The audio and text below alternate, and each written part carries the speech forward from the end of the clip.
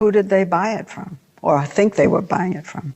We have an incredible array of possibilities of creating foreign companies that have no way being traced back to Israel, shell companies over shell companies who affect the supply chain to our favor. We create a pretend world. We are a global production company. We write the screenplay. We're the directors. We're the producers. We're the main actors. The world is our stage. Did you see any surprises in Gaza? Surprises? Yeah. Like intelligence surprises? Pages, walkie-talkies. Do you know how many treated equipment do we have in these countries? You don't. I do. You mean booby-trapped equipment? Not only booby-trapped. And spying? Manipulated equipment. All right? In which countries are you talking about? All the countries that you can imagine. It starts with a simple question and ends in objective reality. Through our journey from there to here, we find one another and ourselves. And as the next 24 hours breaks free from our last, we gaze onward in reflection of the day. Come to your own conclusions. Stay vigilant.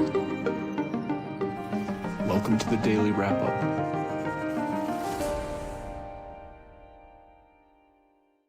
Wednesday, June 24th, 2026. Thank you for joining me today. I played that clip a lot over the last month or plus or however long, and it's funny that it's incredibly relevant every time we talk about this. But the reason I've been playing it recently is because I get a lot of pushback every time we get played, or every time it gets played. And I just kind of to make a point, right? It's something that clearly sets people off, because it's obviously something that is relevant and important to the larger conversation that you have, whether lies or not. I clearly don't think that they are. It's possible that you have a foreign government publicly discussing in two separate contexts in Western corporate media about not only how they control what you see, that they create fake companies to control supply chains in their favor. That's all criminal activity, by the way, or pager attacks where they send out booby-trapped equipment to kill children inadvertently, they claim, over a 5-year period where it circulates, or the former head of Mossad speaking with Western media where he tells you, you can't even imagine how many countries we have booby-trapped equipment in right now. Everyone you can imagine. And just considering that with where we are today and many of the things we're going to talk about, most of you already have seen that on this show, and it's because it's been played a lot. But again, I think you recognize already why it's so important, and even more so as this show is aimed at for the people that are new, for those that haven't seen that, and they're just trying to figure out why that's not true somehow, because it just challenges what they think they understand. But we're going to talk about a lot today that's all relevant. That will be relevant too. I'm going to start with something I want to show you another artificial intelligence point that I think is very important to highlight that pertains to censorship that I think you'll find really relevant to start with. But I want to get into some partisan conversation first that I think is very relevant, some follow-ups, some of them just humorous that I think is worth pointing out. Some of them are follow-ups to what we recently discussed that I do think are very relevant, one of which it revolves around the Second Amendment and just the kind of promises that never follow through that I think are important, and some allegations about the algae and all these different, just these weird things spinning around the corporate media. A very hopefully short point to make there, just to highlight the interesting nature of it, and really to end with the point of continually making sure we don't miss that I think the two-party illusion is breaking down. Or just really that I think it is the transition that's always happened throughout history. That there are constructs, there are societal norms that just evolve and change, and powerful people over long periods of time have recognized that they can sort of massage the way things change. And so what we're dealing with right now, I think, is one of those examples. And the two-party illusion, the kind of paradigm we've been in for a long time, is breaking down, I think.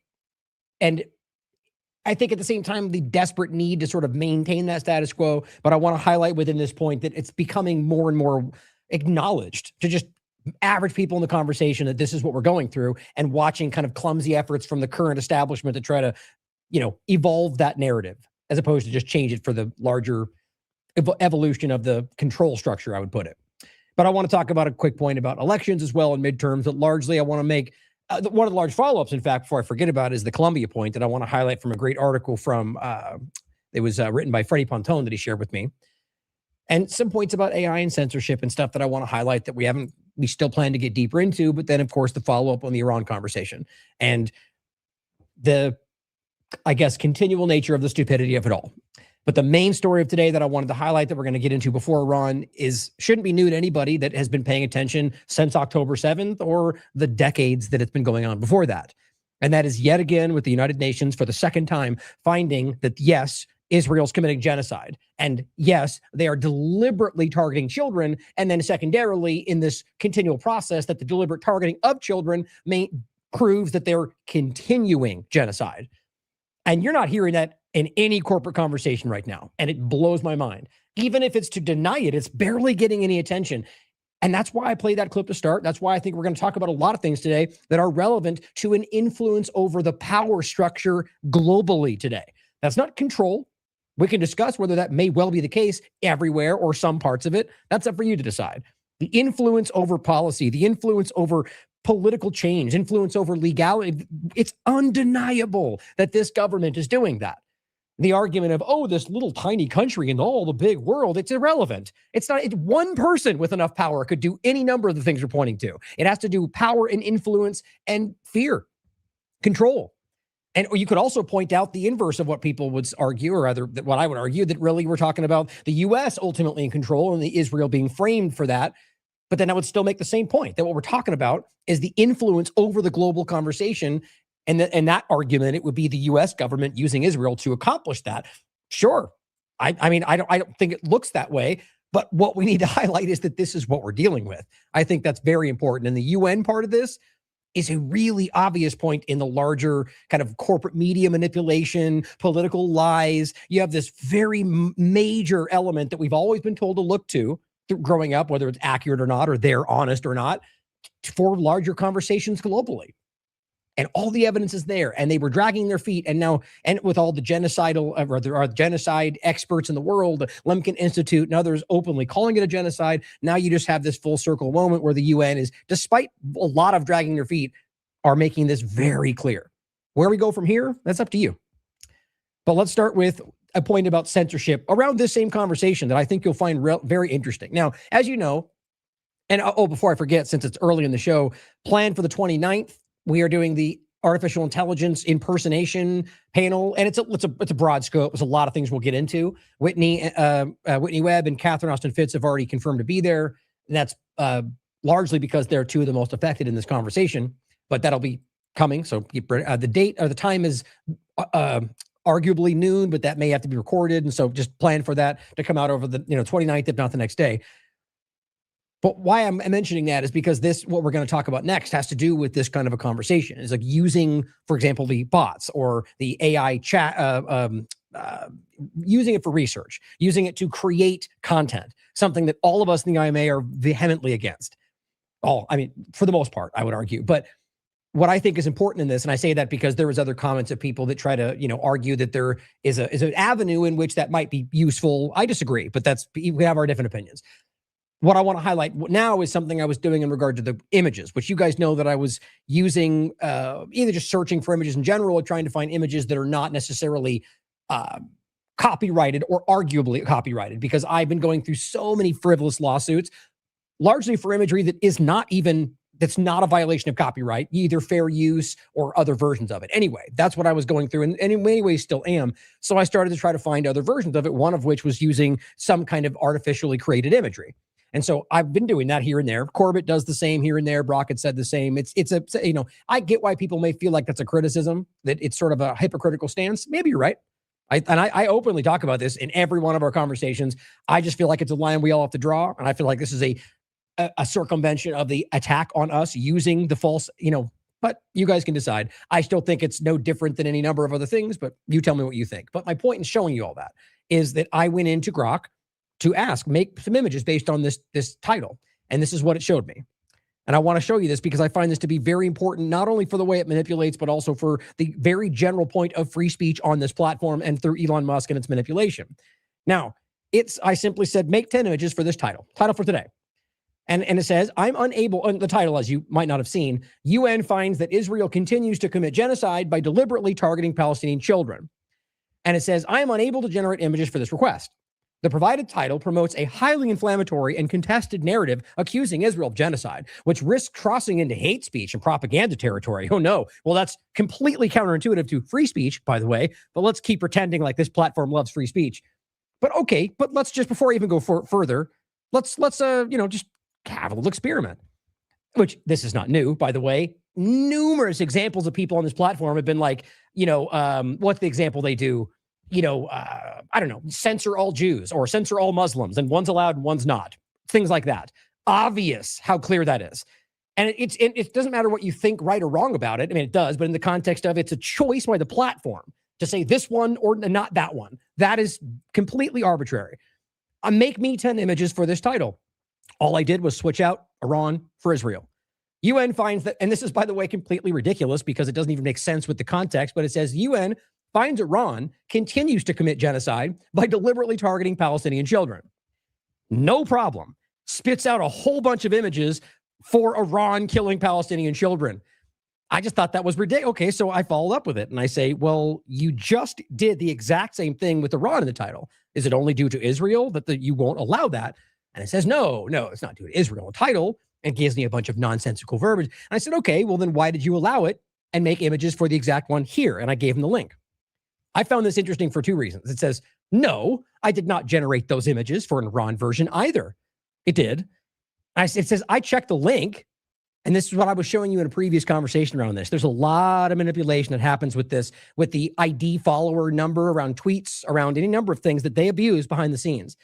And it says, and related searches. There is no record of me creating illustrated images for this exact title, even though it's literally right there, right? And I'll do it again just to see if it changes while we're live. And, on and on and on, with a bunch of other stuff it says. And I said, you mean aside from the currently active link that I'm sharing with you and this photo evidence that I gave it of its image right there? And it says, yes, the screenshot shows an image that was generated for the Iran version of that exact inflammatory title. I see the evidence clearly. And it says, why the difference? So just in case you missed it, it's admitting that it somehow wasn't able to find the link that I gave it. That's just not an accident. There's programmed algorithmic control manipulation. I don't think I need to convince any of you of that. Still worth pointing this out. It says, here's why. Inconsistent guardrail application. It says the image generation filters aren't perfect or uniformly applied across all topics. So is that not undeniably clear for everybody? Israel has a thing. You cannot, not with Israel, but that one, that's okay. Simple. Undeniable. It literally told you itself. And usually Grok will, or any of them, by the way, will do this if you keep pushing them. Same point on the other side of it is why you should never trust what they're showing you, because you can ask it 3 times in a row and get it to give you different information, or you can push it 4 times in a row until it finally gives you the answer it should have in the beginning. These things are, when it comes to research or, anything beyond that, even remotely creative, it's a waste of your time. I find this useful for example, finding old tweets that they doesn't want to find, if it can somehow find an old version of it, or searching, like things like that on Twitter that it won't show up, for example, under Elon's account or Trump's, or things like this. I just think that's really important to see. And it says, I won't generate those 10 images when I asked it to do it again. Make me 10 images for the title with Iran in it. And it says, I won't do that because it's not allowed. Did it right there. Did it right there. But let's try it again. Let's see if it's pretending not to, only because it's in the very same conversation that it's saying it's not allowed to. Let's see. Make me 10 images for this title. UN finds Iran continues to commit genocide. Let's see. It'd be interesting if it said no, even though I tried it 3 times before this. Let's find out. Waiting with anticipation. I'm willing to bet you that it makes these pictures. Ah, there it is.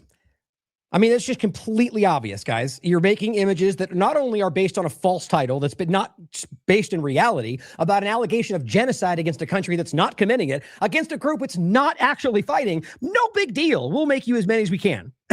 But over here, it has this big grandiose argument for why, no, that's inaccurate and genocidal and inflammatory, and you can't do that. So obvious. This is one of 1,000 reasons why this platform, this AI bot, all of it is designed to trap you, designed to manipulate the way you see things or get you hooked on its ability to feed you quick information, which may even half the time or all the time be accurate right now until it might not be.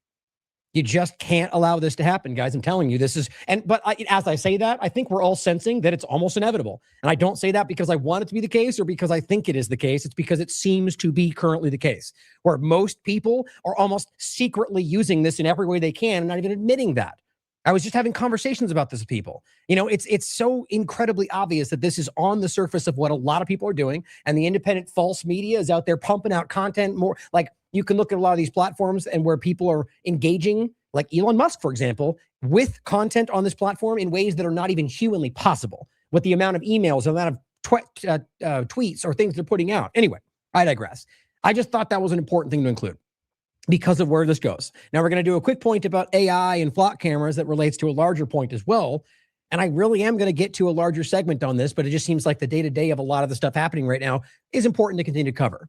But I will give you updates on things, for example, like Israel in the midst of all of it. But we just discussed this. The Israel-shaped quantum backdoor and Trump's Iran deal predictably spins out. And no, I don't mean it's a JCPOA. It's a memorandum of understanding. And no, it is not binding until they do finally sign something, but it is still considered dealing, as Iran is even saying the same. And it's also obvious that that's how it's framed when you have a deal ongoing between people, even if it's a deal to make a memorandum of understanding.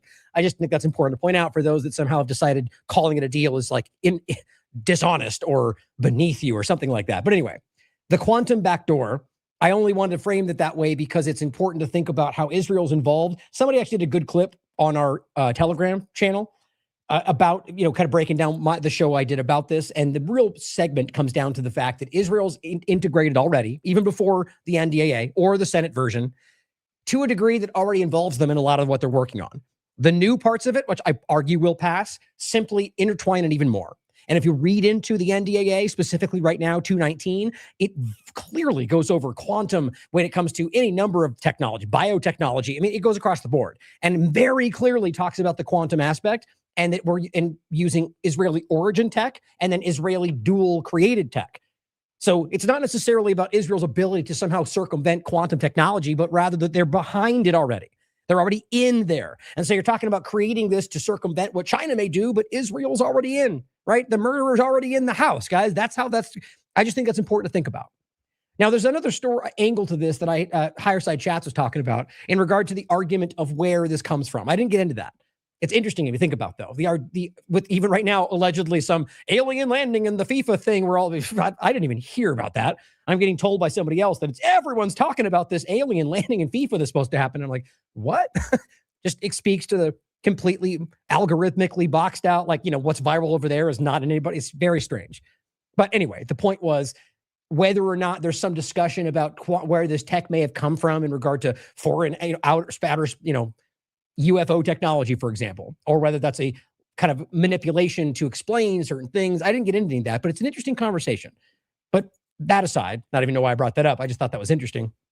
Watch this show because I do think that's very relevant. And the quantum backdoor analogy speaks it's a lot of what we're talking about today, that Israel is not just in the United States doing this kind of thing all over the world. And it's being called out all over the world. And we're going to get into that more today. Before we get to that, a couple of follow-up points that I thought were humorous, but also somewhat relevant. This one's just kind of funny, since we were laughingly, we were watching the clip yesterday day before yesterday of the pool and what Trump was saying. And we just basically forced it all the way through because people were giving me a hard time about watching it yesterday. But what was funny is that ultimately he was making a fool of himself about trying to make this make sense. And if you remember the argument, it was that somebody got in there and cut a 200, maybe 350 foot slit, depending on what time you listen to him. And somehow, wading through a pool with a box cutter, it just seems insane to me for 350 feet while there's supposed to be cameras and police. Anyway, I find it hard to believe. Nobody's found any evidence of it. And of course, he says somebody does, but no, it's maybe you have to go through the court case to find it. So the next day, somebody follows up and says, hey, you mentioned that yesterday that they'd give us that if we asked, and no one seems to give it to us. Here's his response. I just think it's pretty obvious that everybody, even his followers, kind of know that that's not true, but we'll all go along with it because he's our team. It's pretty embarrassing, isn't it? Because they failed in this, and it's easy to see the guy he gave the contract to, they got caught putting the stuff in the pool. You can't deny this. And yet, whether someone cut it or not, sure, possible. But it's just so crazy to me how we live in this this collective self-delusion, even within those of us covering this half the time, because it's like you are forced to, even when you're being objective, somehow give them the benefit of the doubt for something that is otherwise absurd. But that we have to, because otherwise we're doing the same thing they are. But isn't it just a weird thing that we're dealing with where it's just this constant dishonesty from everybody all the time and we have to kind of parse through? I mean, anyway, here he is acting like it's still a reality. You mentioned yesterday that the Interior Department has video and photos. We reached out to them and they haven't shared it with us. Are you going to compel them to release They've arrested, I think, 6 people on the Oh, now it's 6. reflecting pool. So the reflecting pool looks fantastic. I just got pictures of it. Oh, good. So moving on. It's great and I'm great and everything's great. But it's beautiful. But somebody went in with a knife and cut it. They cut it up good. And then they cut a 350-foot slip. Oh, wait. So now it's 2 to 350. Got it. I wonder where that 150-foot discrepancy goes in, where he's using a dash in there. Have you not figured it out? Or are you still assuming, or are we just understanding that's him blustering in his own sentence? Like, it was 200 yesterday, and then later in that same conversation, maybe 350, I think. Now in the next day, it's 200 to 350 in one sentence. I mean, that's just dumb, guys. It's laughable. It's like he's speaking off his talking point notes. It's hilarious to me. In the form of lots of little slips. Oh, got it. So it's not actually 250 slit. It's a bunch of little cuts added up to 200, maybe 350, all said and done. So, what's funny about this is you can look back and argue that he got told something from somebody and then just used like the one point he was given to just elaborate, which he always does, and fill in the blanks with his nonsense. I mean, it's literally what he does all the time. And then becomes, oh, well, it was, 50, 350, maybe 1,000. I don't know, but it's a bunch of tiny cuts and we'll prove it later. And then next time you ask about it, it's because, well, you didn't care when Obama was doing something like that other time. Pfft, moving on, fake news, you're bad. Is anybody tired of this? And it's just not about Trump versus anybody else. This is just as bad in a Republican version of it as the Biden clumsy, senile clown. I mean, this is almost like the just as bad version in the extreme Republican side of it, just like the Democrat side. I mean, they're all the same, guys. They're not exactly the same, but in the kind of bombastically stupid thing that they always seem to do. And also by just shouting their narratives at you without anything to back it up and just expecting you to follow suit because, well, the team does, even though I don't think that's what's happening right now. Horrible stuff. And they destroyed the grass. We put a brand new big load of grass out there. They destroyed it. So it's all being fixed, but it's a shame. So I understand 5 or 6 people are arrested. The Interior Department can refer to you on that. And I refer to you on that. Got it. So I guess the department's going to touch base with that reporter to get information from her. No, he just misspoke. I hear they have 6 people under investigation. Oh, you hear that? I thought you said they were arrested. Now they're look, I'm willing to bet you, and I'm just kind of joking, quite frankly. I'm sure they probably arrest somebody. I saw somebody get detained at the very least. I'm willing to bet you, just completely out of just gut feeling, just for sake of entertainment, that not a single person gets charged with anything. And I was just doing this the other day. I'm not going to make a habit of this in general, just because I don't think it's a good practice to just kind of guess with nothing to back it up. But I'm doing it for a reason in these last 2 parts, because it's based on the ongoing, near consistent history from this administration of just blustering or outright lying about almost everything. And I keep saying this, even in cases like this where you don't even need to lie. Why wouldn't you just pretend that the damage was done by Democrats? You could just say Democrats did this and just let that float. And fill in blanks. Well, I don't know. I'm not psychic. I don't know how they did it, but we have evidence. The point is, you're making this ridiculous story about things that seem to falter back and forth. It's what they do. It's what they always do.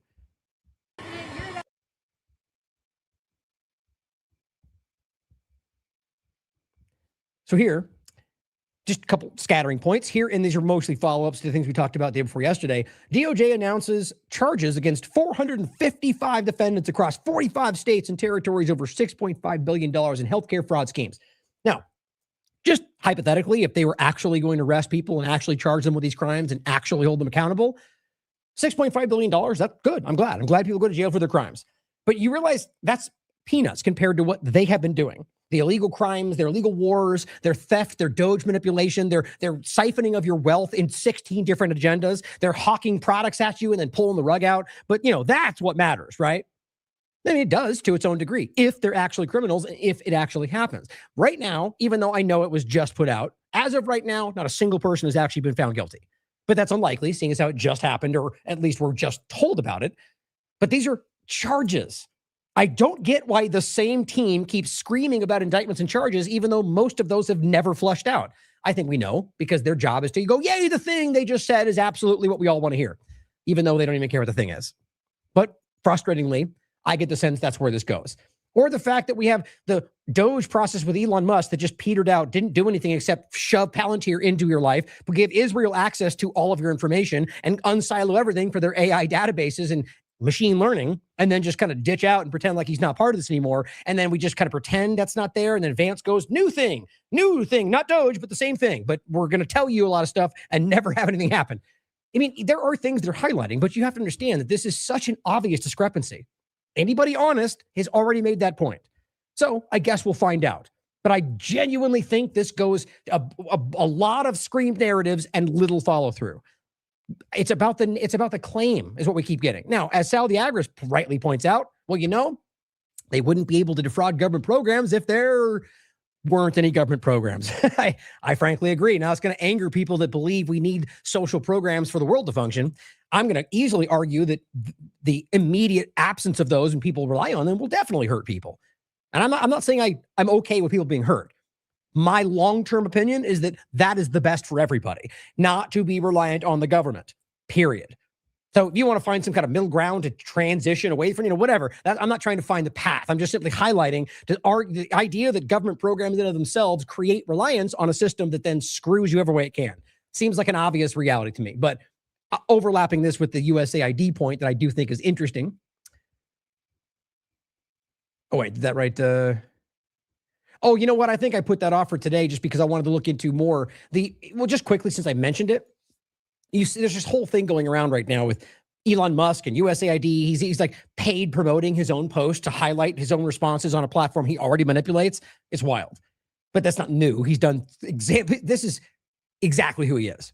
But what's important to see is this, interestingly, right before we just talked about the last show, we did a focal point on USAID and how it still existed. Clearly, I sensed whatever was building right there because it hadn't really popped off in that exact way. Now, suddenly, it's all USAID, the ending of the funding killed all these children everywhere, which frankly is a ridiculous argument.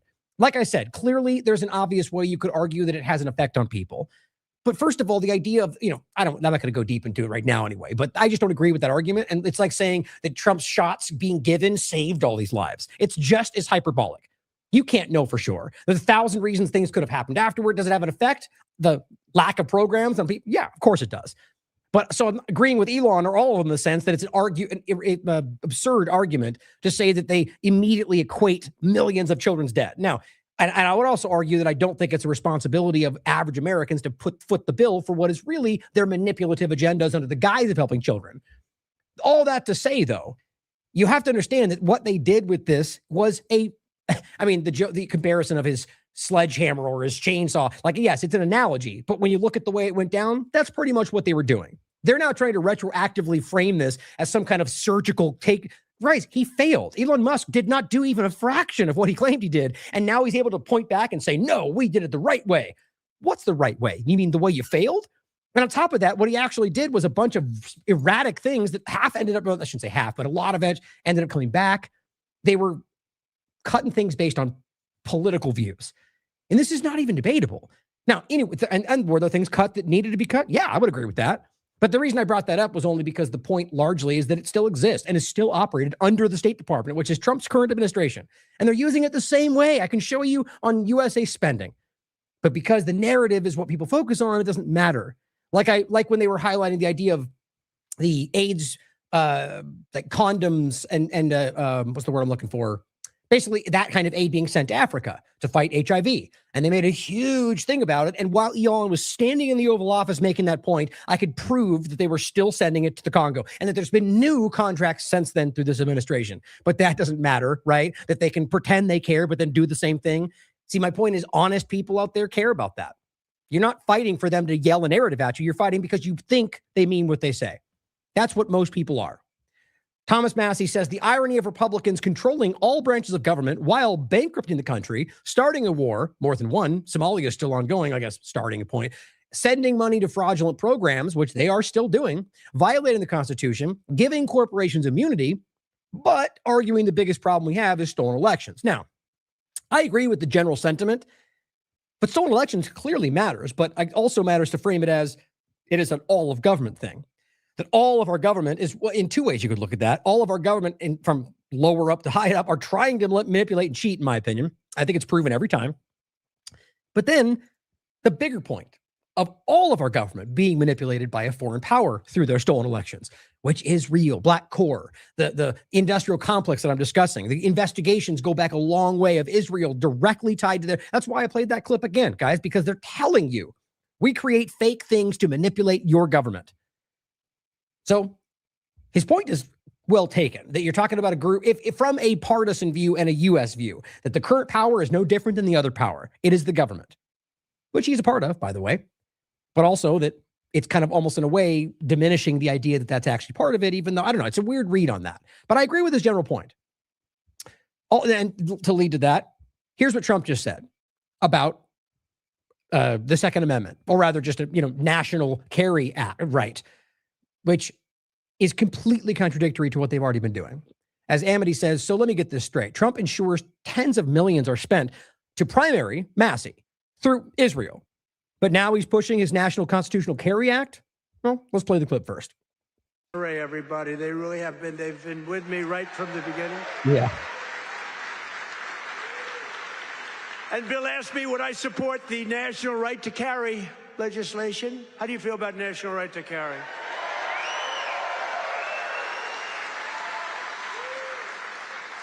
That's my free poll. You know what that is? That's a free poll. I don't have to pay $300,000 to somebody that doesn't even do polling, to give you phony numbers. To a bunch of working class people that never make that. And, it's just casually talking to, it kills me how these people are so out of touch with the people they claim to represent. Those are real numbers. National right to carry. Yeah, we're working on it. Oh, okay. Guess what he didn't do right there? Can you already guess what can you sense what he didn't do? Say that he would do it. Say that I will stand up for that and fight for your right to do that, or vote for that to happen, or not veto that when it comes to my desk. What he says is, we're working on that. That could mean anything. That could be working on stopping it, quite frankly. But my point is always is that even if he came out and said, we'll do that, most times look back. Look at where we are right now. The Iran war. I mean, guys, don't even need to go down the list. No, I mean, I don't even, what exactly has he followed through with in this administration? That's a real question. Even the immigration is pushed back on them, like the hardcore supporters of that on the Republican side, saying he has not done what he promised. So it's kind of crazy when you think about it. But overall, my point would be that he, almost everything, has said one thing and done something else, no different than Democrats. So this is important to think about. Because I think what he's doing, as always, as I said, was just selling you on what he wants people to hear. Raphael says, it's no tax on tips all over again. She said, yep, rug pull. So they're feeling the same way. It's about yelling what you want to hear and then doing something else, whatever benefits them. And this is Nick Sorter going, just in, President Trump reveals his administration's working on national right to carry. No, he said we're working on it. That's all he said. Doesn't mean he's said that before and nothing ever follows through, or nothing. It turns out that nothing was even actually happening in past examples. But you know this, Nick and Eric and all the rest, they just scream whatever Trump suggests he's doing as absolute fact. And they're wrong 6 times out of 10. This would be an absolute huge step towards bringing back the true meaning of the Second Amendment. What do you mean bringing back the true meaning of the Second Amendment? These guys are so bad at what they do. Like, that's the scary part, is they don't really care about the truth, but they don't even actually understand what they pretend they care about, which I guess is kind of the same point. But it's like they don't truly grasp what they're screaming about. But I said, wow, holy crap, breaking. Trump yells something to a crowd that everyone knows he will never do. Mark my words. Hope I'm wrong. That'd be great for that to happen, but I doubt it. His administration has already pushed back on tons of things like this. Remember Derek's article from the 30th of November? Gun rights groups condemn Trump and his DOJ for defending National Firearms Act. Yeah, and it exactly a contradictory point to what he was just yelling out loud. And here's the Gun Owners of America. In an ultimate betrayal of the Second Amendment, the Trump admin is defending the archaic National Firearms Act of 1934. Supports gun registrations under the they are calling Trump's administration out. After months of waiting, the Justice Department submitted its brief. One big, beautiful lawsuit. Unfortunately, Pam Bondi defends the NFA and uses some of the worst of the gun control lobby's talking points to do so.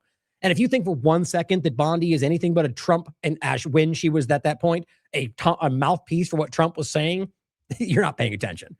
So the reality is when he said the NRA, as an entity, largely, But even from within that organization, you got a lot of pushback because, or you could talk about the bump stock law. You could talk about due process second, or take the guns first, due process later, a famous quote by Donald Trump himself.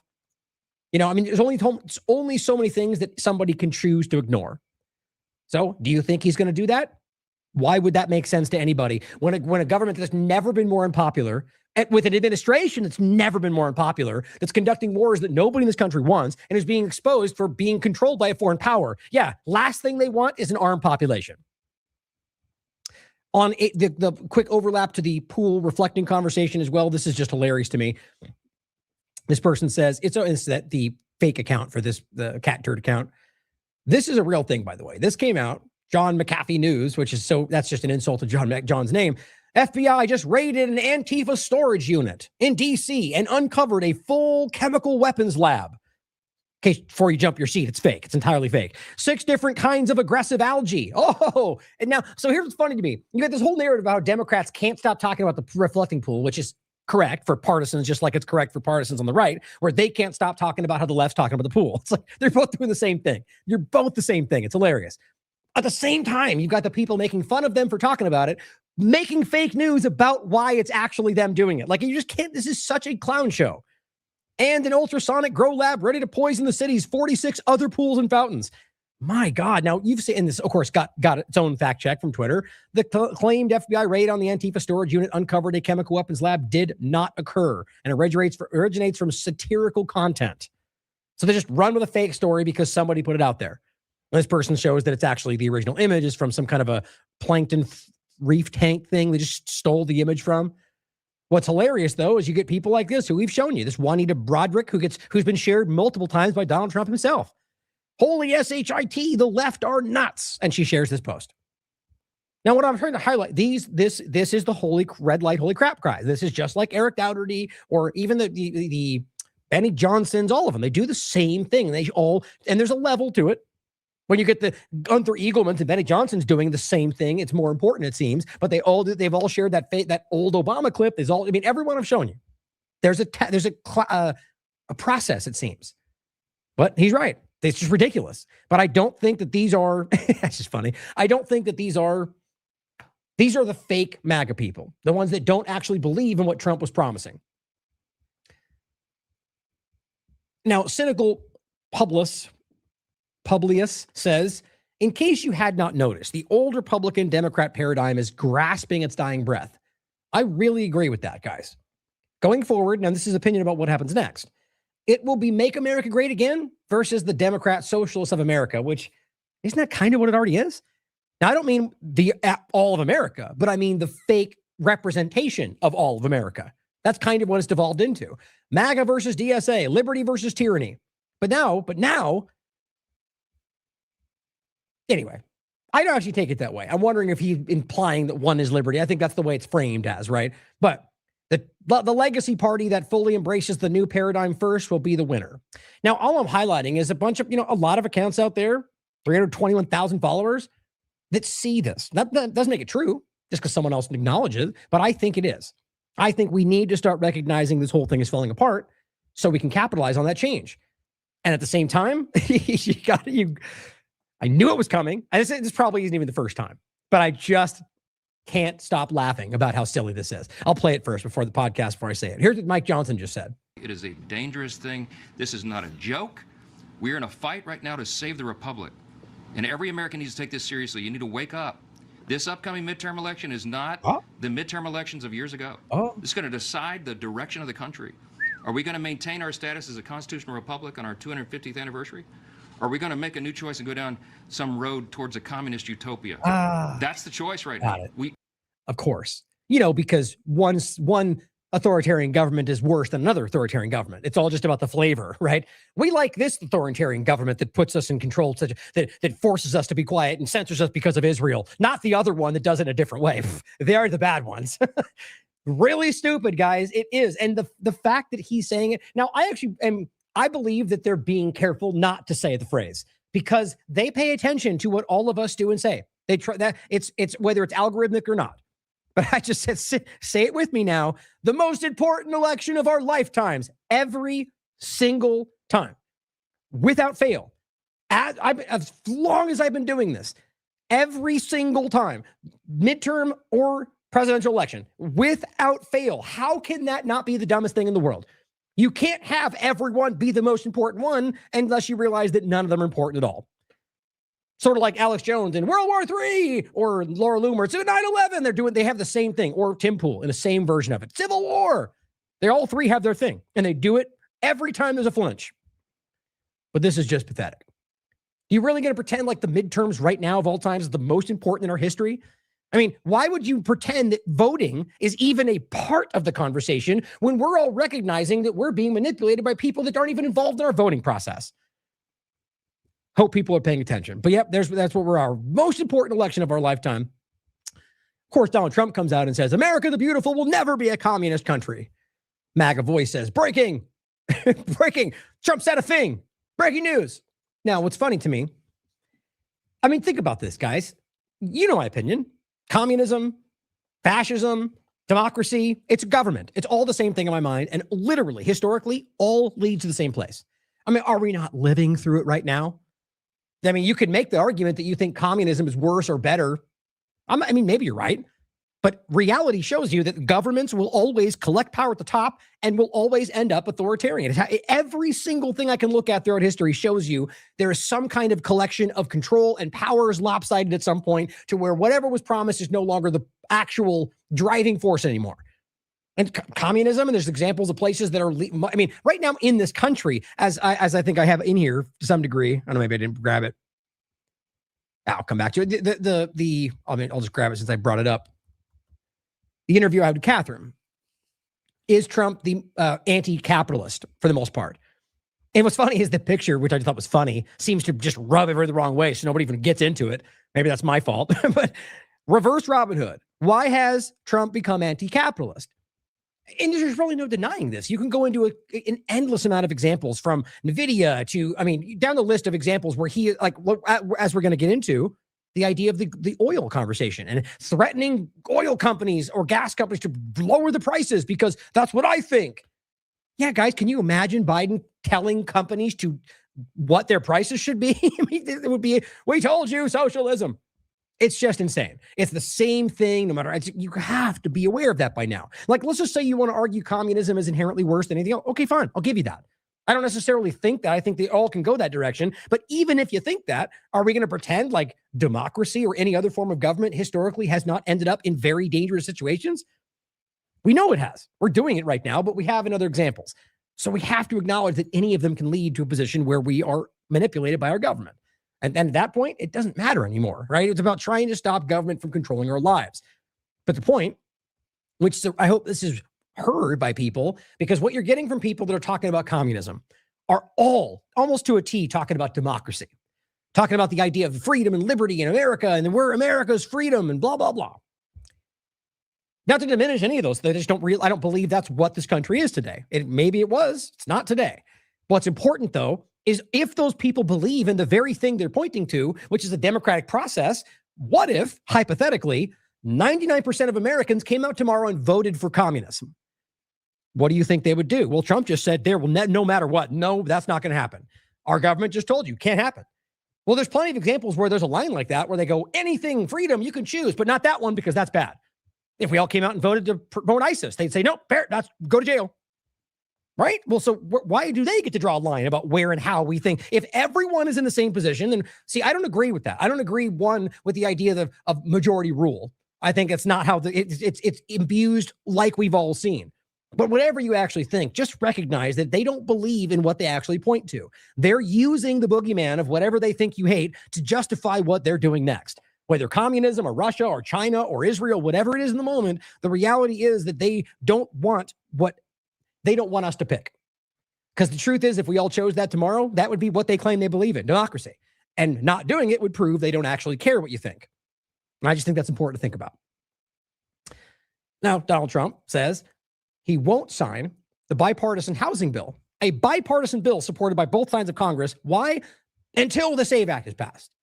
Okay, just, his typical stomping his feet like a 3-year-old going, not my thing.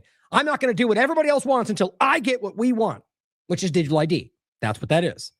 So I want to really stress this important part before we get into the couple of points on flock cameras and AI, is that at the end of the day, just like the last time with the TSA, his administration demands this one thing, even if you think it's the most important thing in the world, and he's holding hostage everything else in this context, in the context of this one moment of the housing bill, but he's done it before with something else, because that's what he wants.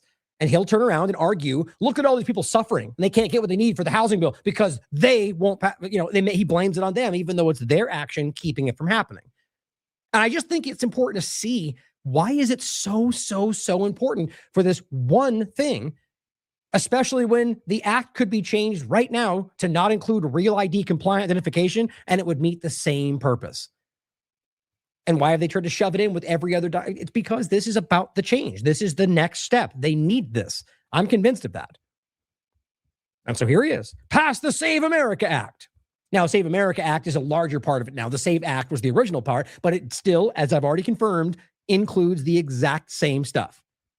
As I've said, and I'm posting this under pretty much anybody I can find that's posting this, even though it gets very little engagement. Real ID compliant ID, which is in the documentation, which the act calls for, isn't needed to protect voting. You're using the desire to enforce the law to trick Republicans into supporting backdoor digital ID. Remove the real ID aspect and of the SAVE Act, the same outcome. Like right now, if you're a Republican and you believe in the idea of enforcing the voting law, which is a law, so I don't know why it would be anybody who push back on it, in the sense of like whether I shouldn't even say it like that. There's plenty of laws I disagree with. My point is that if you believe that whether or not it's the legal standing matters in the context of this process, it is. So I guess I'm making it so confusing now. At the end of the day, the idea that people should have to prove their citizenship to vote is the law, and you can decide to disagree with that. I just don't see the context for why that actually makes sense unless you're arguing non-citizens should vote. So it's kind of a moot point. But my point is that whether you want that or not, the real ID compliant does not add to that. It only gives them more influence and control over your ID and your digital life that comes next. Call it out because it's very obvious. Now, on the AI part of this and the surveillance and where all this seems to go, the data center part, which we'll talk more and more about as it gets more and it overtakes our lives. This is from The Intercept, but there's tons of examples of this. Cops spying on people who criticize AI data centers. Now, this is just about like drone surveillance of protests and people outside of protests who are simply online criticizing data centers. We've already seen examples of people being arrested or any number of like unconstitutional actions around the fact that people are trying to expose what they're doing, destroying towns, removing resources. All just like everything else from Trump. I promise they won't use your resource. He's already lying about that. But he said it out loud. So Eric Dowdy said he already did it. See how that works? But here's the point. This is only going to get more invasive. And right now, this is a legal example that I agree, Texas ANCAP saying here, I agree we need to like this one case maybe, stand up and make a point about this. But in general, this is a guy who shot a BB gun at a drone. So like we just showed you got random drones spying on people because of things you say online. That does not even remotely line up with what we pretend this country it honors. Your constitutional rights, inherent, shall not be infringed, are not even thought of by these people anymore. Watch the clip as he gets arrested, and let's talk about where this needs to go. Just shows him shooting at it, and then the cop pulls up. Police. Drone. Yeah, you're shooting at our drone. Yeah, you're shooting at our drone. Yeah, it's me, it's police. But he's shooting at that. No. Oh, yeah. It's on video. Yeah. He sees it, yeah. Take that out of your pocket? Yeah. Get rid of that? Stop it.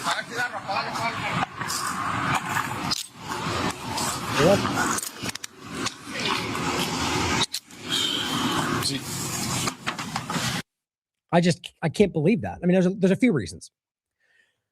Now, I mean, I can believe it. Obviously, that's what they're doing. But you're in your home. You're in your front lawn. You have no idea what this is.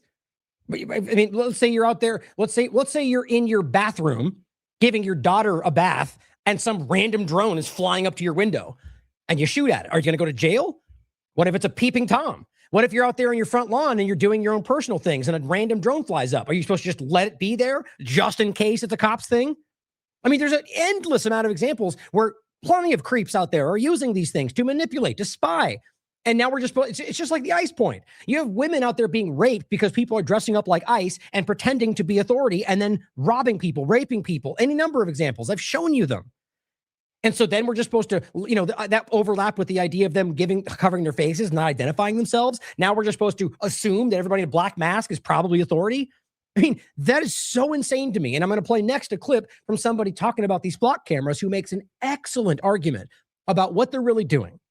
About the way they're doing this now is putting the onus on you to prove your innocence instead of being thought innocent until proven guilty. You're now guilty, and this is, by the way, how it's been for a long time, but through a digital AI dynamic, they're creating the argument that now the system said, now you're required to prove that you're not guilty. That's where this world is going, guys. And I just think this is crazy. So first on this point, as this person writes, shooting down a drone over your property should be 100% legal. Jury nullification needs to step up here. Jury nullification, I can't talk enough about.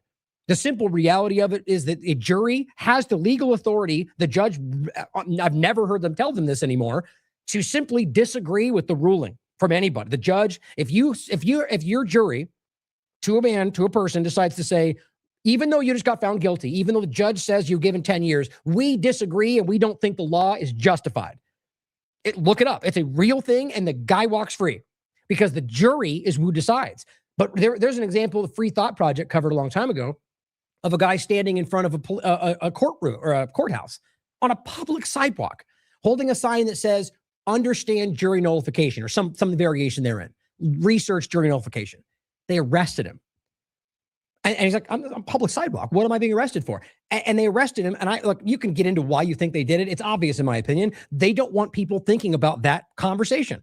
And so here we are where we have an opportunity. You have somebody, whether it's a flock camera or any number of things, whatever you think is happening where they go to get charged for a crime, you have a position of power as a jury to stand up and say, we don't agree with the law. We don't agree that people should be spied on with flock cameras. We don't agree that people should have to be worried about a drone over their home. And you can get them free. Stand up for this. Now, what I think is crazy, guys, like I said, I mean, what I would actually recommend, you can buy a shotgun shell that holds a net. And it really works pretty well. That it spins out and it'll drop it to the ground. They'll probably charge you the same, but you could argue you didn't try to damage it. You just didn't know for sure. But overall, we're talking about a BB gun right here. Do you think it damaged the drone? So they're setting a dangerous precedent here where you are now under the obligation to be spied on just in case. They know what they're doing, guys. So I agree 100% here. Something's on your property, in the air or not. I mean, you might make the equivalent of something that digs under the ground and spies at you. It's like this idea that somehow that it's not on your property. This is the game they're going to play. Even though you can have Israel tell you that Gaza can't have rainwater because they own it. Or in the United States, you can say you can't collect rainwater in your front yard because, law. We are in a bad way. But anyway, continuing on this point, stand up for this person. Here is Jason Bassler. You see in the pattern yet? They're building the surveillance state with or without your permission. Infrastructure goes up first. Your rights get debated later, just like this next guy is going to talk about. They don't ask you for your consent because they expect your compliance. This person says a flock camera was installed in her property without her notice. They're being installed in parks where there's no license plates around to be read. We have examples of the audio being discussed where they're picking up your random audio and claiming they're making sure nobody's in distress. Guys, technocracy is here. It's all, I mean, I was just talking with Angela, who's traveling, and she's saying, look, what she's experiencing, it's there. A digital prison is literally already around us, and people just haven't chosen to acknowledge it yet. Or I'd frame it more so that it hasn't been kicked into gear yet. But it's there. The infrastructure is ready, and it's all happening. Right. And the chat says, just vote a little harder. I'm sure we can get that to go away, even though both sides promote it. See how that works? DD Geopolitics says, all the surveillance that Americans say other countries have already exists in the United States. We got to wake up, guys. Truly. Not like Mike Johnson saying, wake up and vote. Wake up and realize you're being lied to by all of them. In this case, the facts dude says Jacob Rockwell was fined, for running a red light in Pensacola, Florida. Only problem was he was in Alabama when that happened. So please don't violate my... Now I'm going to be a little bit meaner than them, so please don't violate my rights. Normally, I wouldn't come to a city council meeting. I'm one of the county's pains in the ass. Historically, I stay out of the city and the city stays out of my business. It was a pretty decent arrangement. But then y'all sent me one of these tickets from one of your AI red light cameras you have deemed as necessary infrastructure in your city. Thing about this is I was in Seminole, Alabama at the time I allegedly ran this red light downtown. How can I be in two places at once, you ask? Don't worry, I asked myself that too. Outside of Scotty beaming me up 30 miles in an instant, the only logical conclusion is I wasn't there. These things have been deemed unconstitutional for this reason, because the enforcement action of 316.0083 unduly shifts the burden of proof to the vehicle owner, me, to prove my innocence rather than the state having to prove my guilt. Currently, I'm guilty by default. I've been convicted by a computer program. Usually this whole mess of who committed the infraction is settled by a police officer pulling somebody over and actually witnessing them in the driver's seat. The AI camera doesn't do any driver verification whatsoever.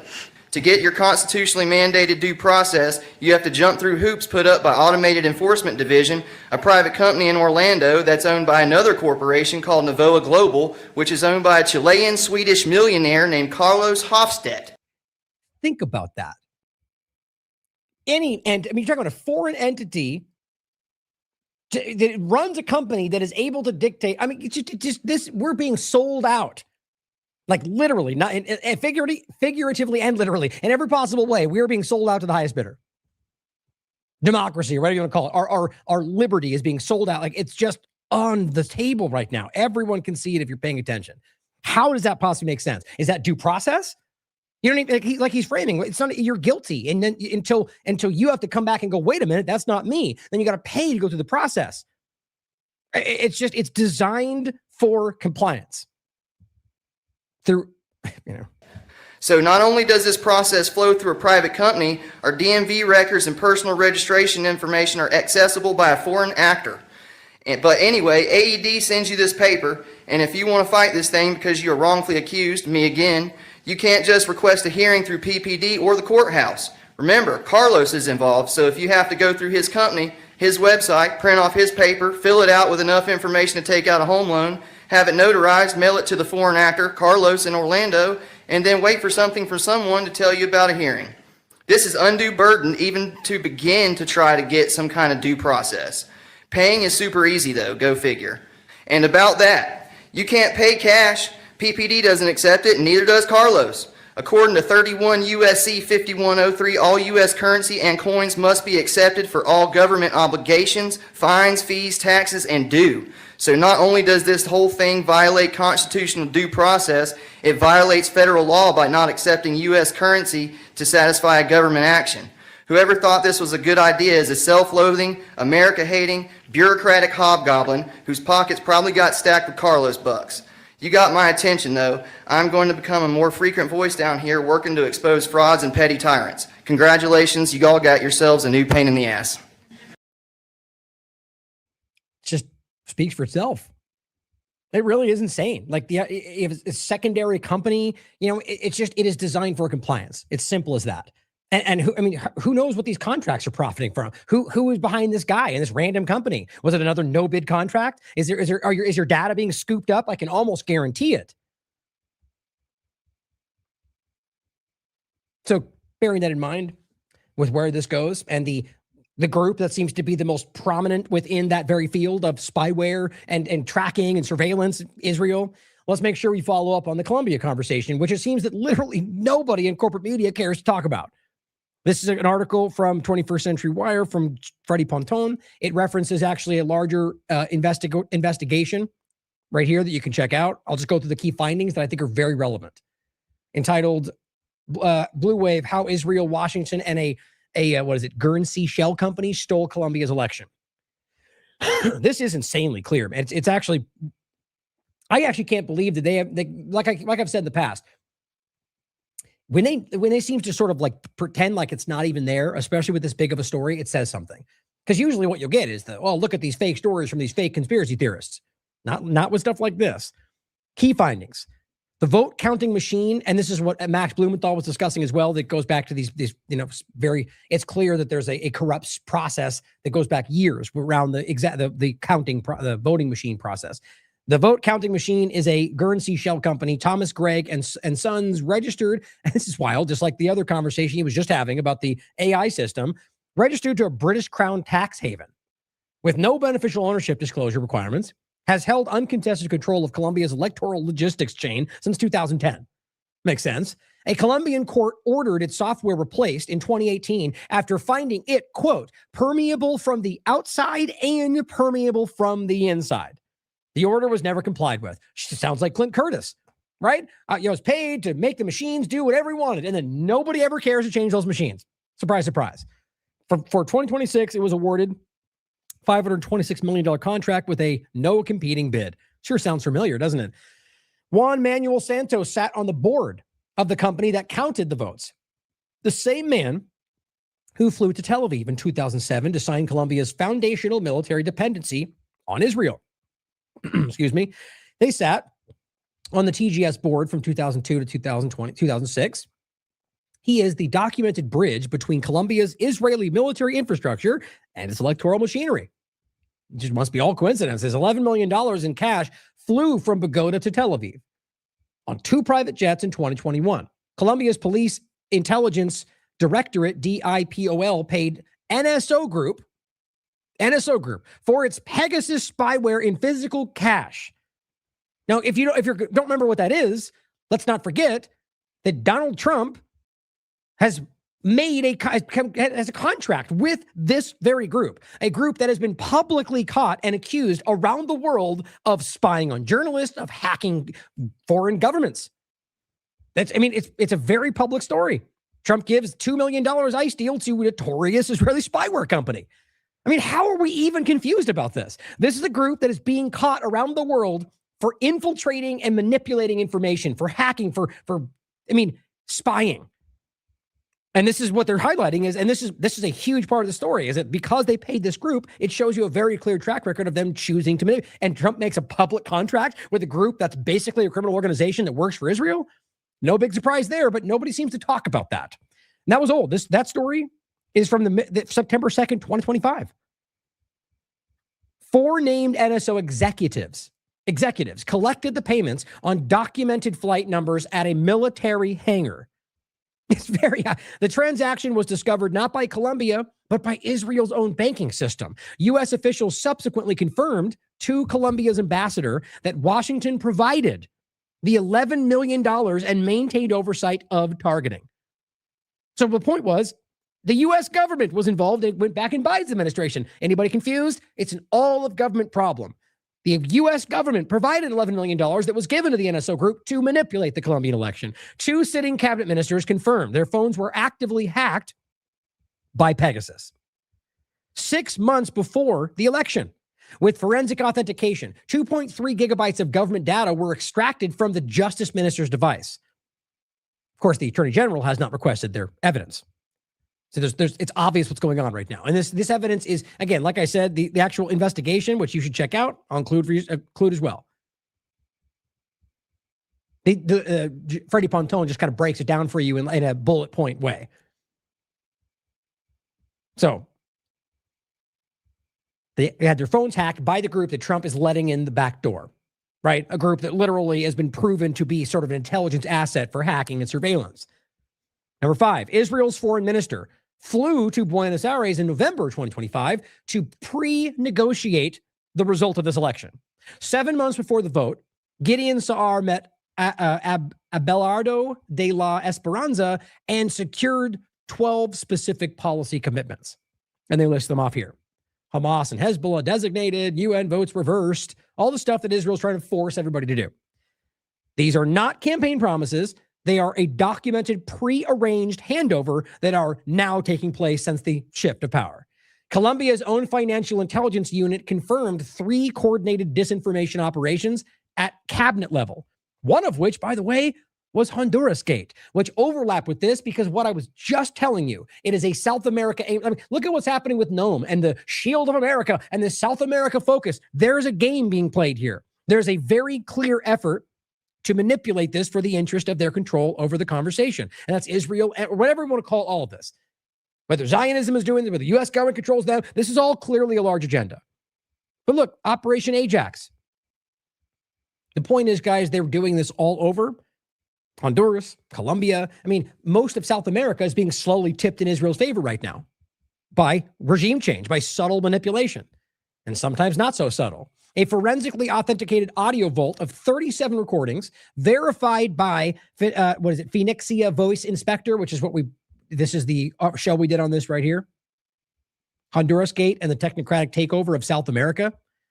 God, at some point we got to start, maybe doing things when we're this far ahead of these stories. Identifies the voice of convicted narco trafficker and Trump pardoned former Honduran president Juan Orlando Hernandez, stating, quote, "The pardon money didn't come from you. It came from a board of rabbis and people who supported Israel. And, quote, Netanyahu had everything to do with my release. Roger Stone is identified as the Washington operative who organized the pardon meetings." We live in a complete facade, guys. All this stuff is there. Anybody who cares, all this information is easily verifiable, but the fake media doesn't care. The fake alternative media doesn't care. I bet you most Americans care if they had the evidence in front of them. And of course, that's why platforms like ours are never allowed to grow and, actually get reach beyond a certain conversation. 11 U.S. members of Congress signed a formal letter to Marco Rubio, to Bessent, and acting AG Blanche, citing 14 Florida shell companies. FEC flagged donations, ICC paramilitary charges, and, quote, shameless interference of senior U.S. officials in Colombia's election. Rubio called Esperanza to congratulate him on election night. By the way, actually, before the votes were even fully tallied. He never answered the letter. You see how this works, guys? 11 members of U.S. Congress wrote this to these people, Bennett, Bessent, Rubio, and said, look, we've got 14 random shell companies involved in this. FEC flag donations going to these people, ICC, International Criminal Court, paramilitary charges against them, shameless interference of senior U.S. officials in the Colombia side of this. Nobody cared. Why? Because they're going, yep, we're doing that. We're in control.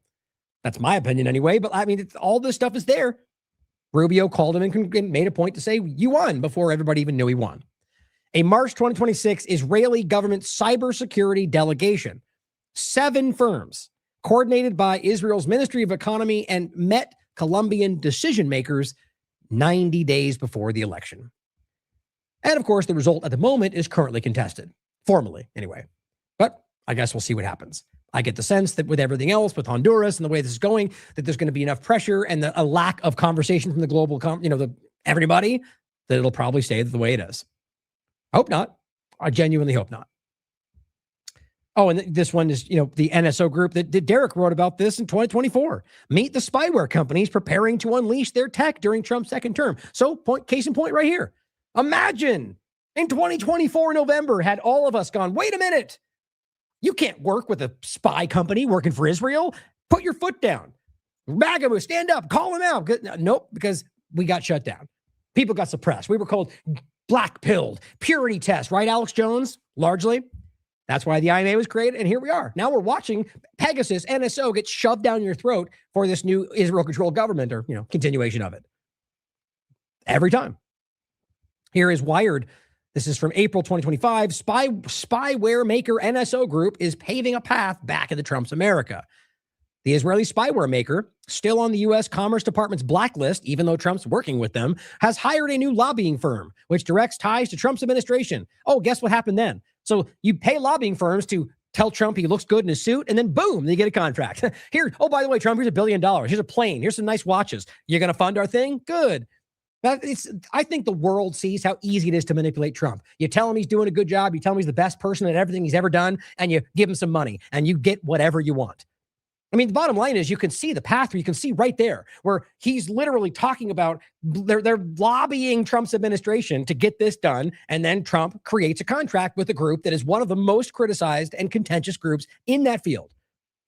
Anybody confused? Now, look, I made the same point about Stardust Solutions, by the way, which I feel is going to go in the same direction. I haven't followed up on it yet, which was the geoengineering Israeli company that's already doing experiments in the sky right now, by the way, which is wildly dangerous. In some cases, even scientists around the world have called irreversible. And my point was that they're lobbying this administration to do it.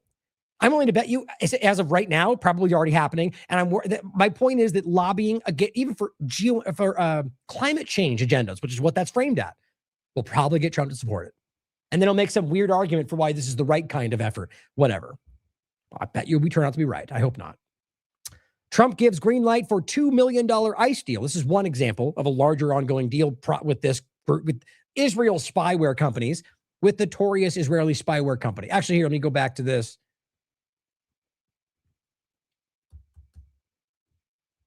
Oh, no, that's not the one. I'll probably get it on that. I want to show you some of the other groups really quickly that Derek highlighted that you've already heard of.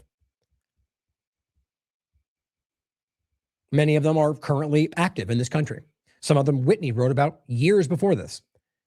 Paragon, one we talked about. Bold End, Cellbrite, one that Whitney wrote about a while back, which is still very relevant. Clearview AI, we've all written about. Magnet Forensics, PenLink. There's plenty of them. NSO Pegasus being the primary, but it's all over the place. And this was just the example in the past Derek wrote about in 2025, where they were found liable for the very hacks that they still carry out. We have Trump releasing the app in the White House that was tied directly to this very entity, and it was clearly riddled with Israeli spyware, and no one talks about that anymore. Isn't that weird? Not at all. It's very obvious. We have this example of the smartphones worldwide being caught silently infected with another Israeli spyware company, Intelexa. It's all very, very provable. And this goes back to 2018. Snowden. Israeli spyware used by governments to pursue journalists targeted for assassination. We're just at the current reality of this, guys. It's been going on a long time. Now here, just to continue this over, and we're going to come back to this before we start the Iran part of this, but here's Netanyahu. And this is real. This is prove it to yourself if you doubt it. Netanyahu says, when I came to President Trump, it's in Hebrew, by the way, I told him, we are going into Iran. I did not ask permission. I simply informed him of our plan. That's what he just said. You know why I think? Because Trump just publicly came out and said he tells Israel what to do. I think we're going to find out real quick who's actually telling who what to do what. It says, this is an accurate translation. It is astounding what people can choose to ignore. Now, you can argue he's lying about that. Maybe they really are divided. I've seen, like I keep talking about, there is a point at which that will make sense. I don't know if that line's been reached yet. But I would argue no matter what they have on him or what's the reality, that at some point, if your interests diverge, that might happen. I just don't know if what we're seeing is another in a long string of theater to get you to think they are, even going back to Biden. But either way, he's telling you, which by the way, we know because even Rubio admitted it, that they were planning this. This was the idea. Even Iran went to the UN before the 28th and said they are planning to bomb us and we are going to respond legally and hit these other countries. I mean, it was all very documented. Iran did this the right way the entire time. That's not good guy, bad guy. It's just a simple fact. And you can even argue they did it because they want to hide who they really are, if that makes sense to you. It doesn't change the reality of how they've been lied about the entire time.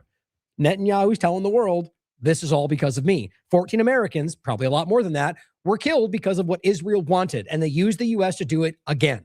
Just like we told you in that meme we put out with the Israelis by the beach and the coffins covered with American flags. On February 28th, get ready for what, and here we are. He stood up and said, this is not Israel's war, but then stood up and kept saying how he can dictate what happens.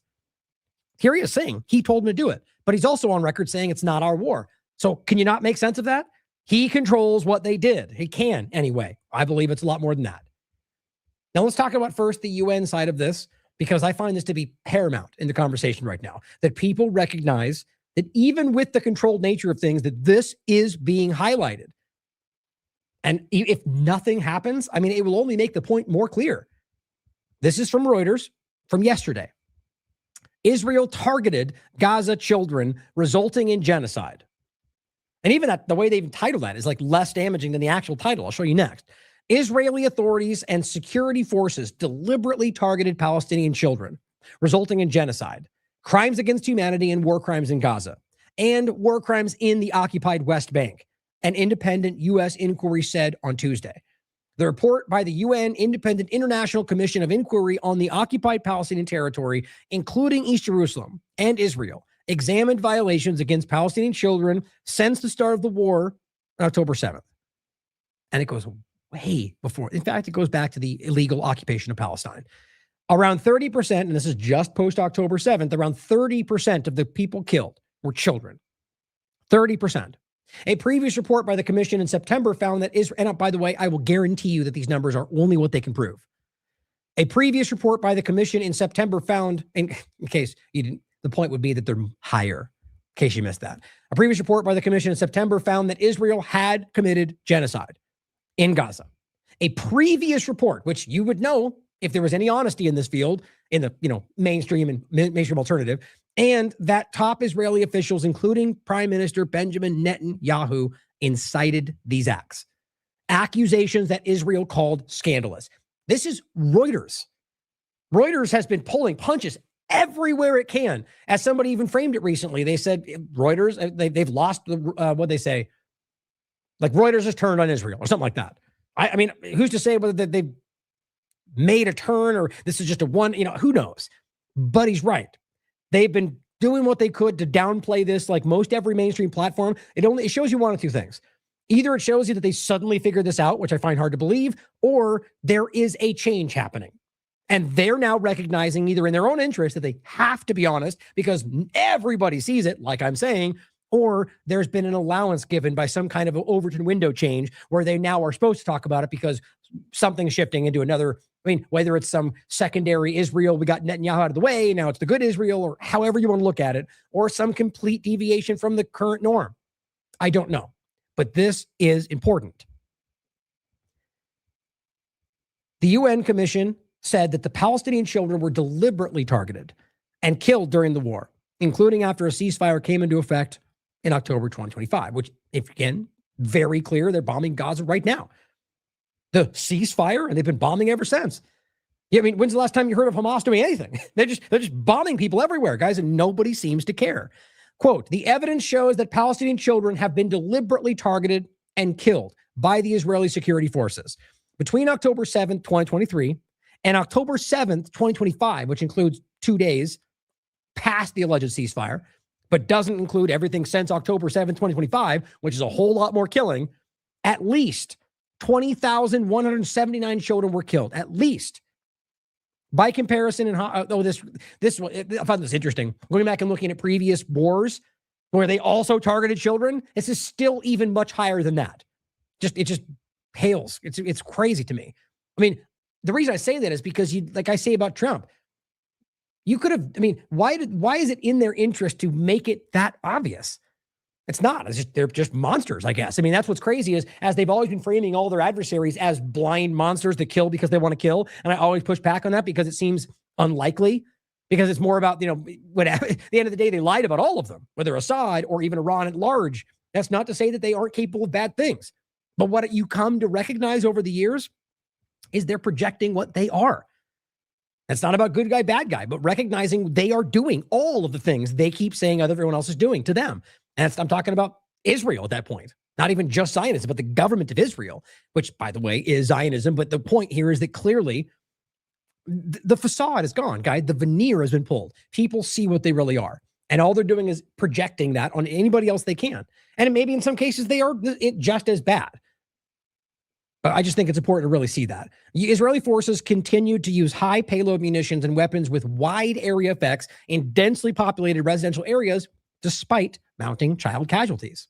Quote, this indicates that such attacks, which killed children in such high numbers, were intentional. It said it believed children were targeted collectively because the Israeli security forces considered the civilian population as a whole to be associated with Hamas and other groups. I mean, why is that even debatable? I can show you every member of their entire government, save for like few of them in certain groups, who have screamed that every day since October 7th and well before that. They're all Hamas. Everyone is Hamas. I might actually have that clip. Hold on one second. It's been a while since I played this one. Let's see if it pops up. Look at that. This was one of the earliest clips that I saw. Uh-oh. Why is my... Oh, no. Am I still there? Looks like it. Something was glitching out there for a second. So I'm going to play this clip. This is one of the earliest clips that I saw, and I'm suddenly blanking on his name, as a member of parliament, or was anyway, in Irish parliament, and does this, I think it's 2015, but this is well before October 7th, and he's just reading off these statements that are made publicly by members of the government in Israel, which many of which are still currently in the government. And it just blows your mind that this is so casual. And what my point is, to one specific case, why does my video keep blinking out? Does it do that all the time? I just happen to be looking at it right now. But it makes a specific case about how in their documents, one of the current members of the government is saying, kill every Palestinian, all the children, because they'll grow up to be, little snakes will grow up to be larger snakes or something like that. It's their policy, guys. And the fact that they hide that from you means they know you think that they are bad people. It's pretty simple. Defense Minister Moshe Yaalon talking just a couple of weeks ago. Israel is going to hurt Lebanese civilians, to include kids of the family. Look at that. 2015, talking about Lebanon. And why the kids of the family? What's that about? Lebanon? I mean, it's so obvious who these people are. And of course, the Taoiseach here, the president or whatever in Ireland doesn't care, which that's why he's doing this. He's kind of calling him out in this moment. We went through a very long discussion. We did it then. We did it in the Gaza Strip. We are going to do it in any round of hostilities in the future. There you go. Defense Minister. Right there. Just openly admitted that if and when, which they ended up doing, they get into another one, they will be doing everything. They will murder innocent people. Enter October 7th. Murdering innocent people. They told you. It's baffling how clear this is. This is the military chief of staff, Benny Gantz. The next round of violence will be worse and see this suffering increase. He headed up the military assaults on Gaza, the last two. This is the Minister for Education in the Netanyahu government. There will never be a peace plan with the Palestinians. I will do everything in my power to make sure they never get a state. There you go. He also said... And that was the time when they were stressing that they wanted that. Like really right up until October, right before that, they were pretending they always wanted a peace deal. And then that clearly became real, exposed for what it was, a lie. But here they were telling you that when the world wasn't paying as close attention as they are now. If you catch terrorists, you simply have to kill them. I've killed a lot of Arabs in my life, and there's no problem with that. Right. The simple conflation of the word Arab with terrorist is not new for these people. This is the Minister for Justice. Palestinians are all enemy combatants. There it is. This also includes the mothers of the martyrs. They should follow their sons. Nothing would be more just. They should go, as should the physical homes in which they raised the snakes. Otherwise, more little snakes will be raised there. That's the Israeli Minister for Justice in the last few months. Very clear. The Israeli Deputy Minister for Defense. Palestinians are beasts. They are not human. The Minister for Foreign Affairs, CP Hotley, this is the last one. Hey, while this is playing, guys, in the chat, is the screen blinking to you? Is the video blinking away for a second and you can see the TLAV background, or is my video doing the same thing? I want to know if that's just on my side, like right there. It just did it. If it is, that's very frustrating to me, but let me know. My position is that between the sea and the Jordan River, there needs to be one state only, the state of Israel. There is no place for any agreement of any kind that discusses the concession of Israeli sovereignty over lands conquered in 1967. Okay, so right there was the example of river to the sea. So you're out there doing the thing that they later called terrorism, or racism. Okay, good. You guys can't see it? That's weird. Now, these are the official statements of several ministers of the current government of Israel. In one case, actually advocating genocide of all Palestinians, including children, and calling them snakes. Also, give me his name in the chat so I can give him credit for this. I can't remember his name for the life of me right now. Now, can I ask you, Taoiseach, do you not think that if we're defining terrorism, that is the language and thinking of terrorists, that it is absolutely unacceptable in civilized politics, in civilized international relations, for the heads of government of a state that we carry on normal relations with and who you met in Paris to advocate those sort of views when we know they have also led on to the deaths of thousands of Palestinians, innocent men, women and children? What have you to say, Taoiseach, about those sort of views being expressed by the Israeli government? Well, he's got nothing to say, because they never do. Let me do this real quick, just in case it says it. No one seems to remember. The next round. It doesn't look like it does. Now, can I? Oh, well. Yeah, I know his name. I just can't remember off the top of my head. But it's, there's been a lot of standout people like this from Ireland. which is why they pretend Ireland's so anti-Semitic, because they simply are not afraid to call out the Israeli crimes. Now, back to this article, which I think that's very relevant, right, to hear. Even back then in 2015, they're saying, kill them all, children, women, they're all the same thing. And this is now Reuters pointing to the UN document that says, we've confirmed that even to this very day. It's not new, guys. It's not. And this isn't even like because October 7th, they went crazy. Nope. It's been going on a long time. And the whole Lebanon point, you can show examples of where they were doing this well before Hezbollah even existed. So Hezbollah was a response to this. Now they just turn around and blame Hezbollah for why they do the same thing. It's not the reality. Oh, it was his name? Anyway, I'm not going to go back. Someone says his name was there. Well, if his name was there, let me know what it was in the chat, and then I'll tell him. So this indicates that such an attack which killed children in such high numbers were intentional, obviously. Conditions imposed by Israel in Gaza, including widespread attacks, repeated displacement, and starvation. Richard Boyd Barrett, thank you. Pull the strings, appreciate it.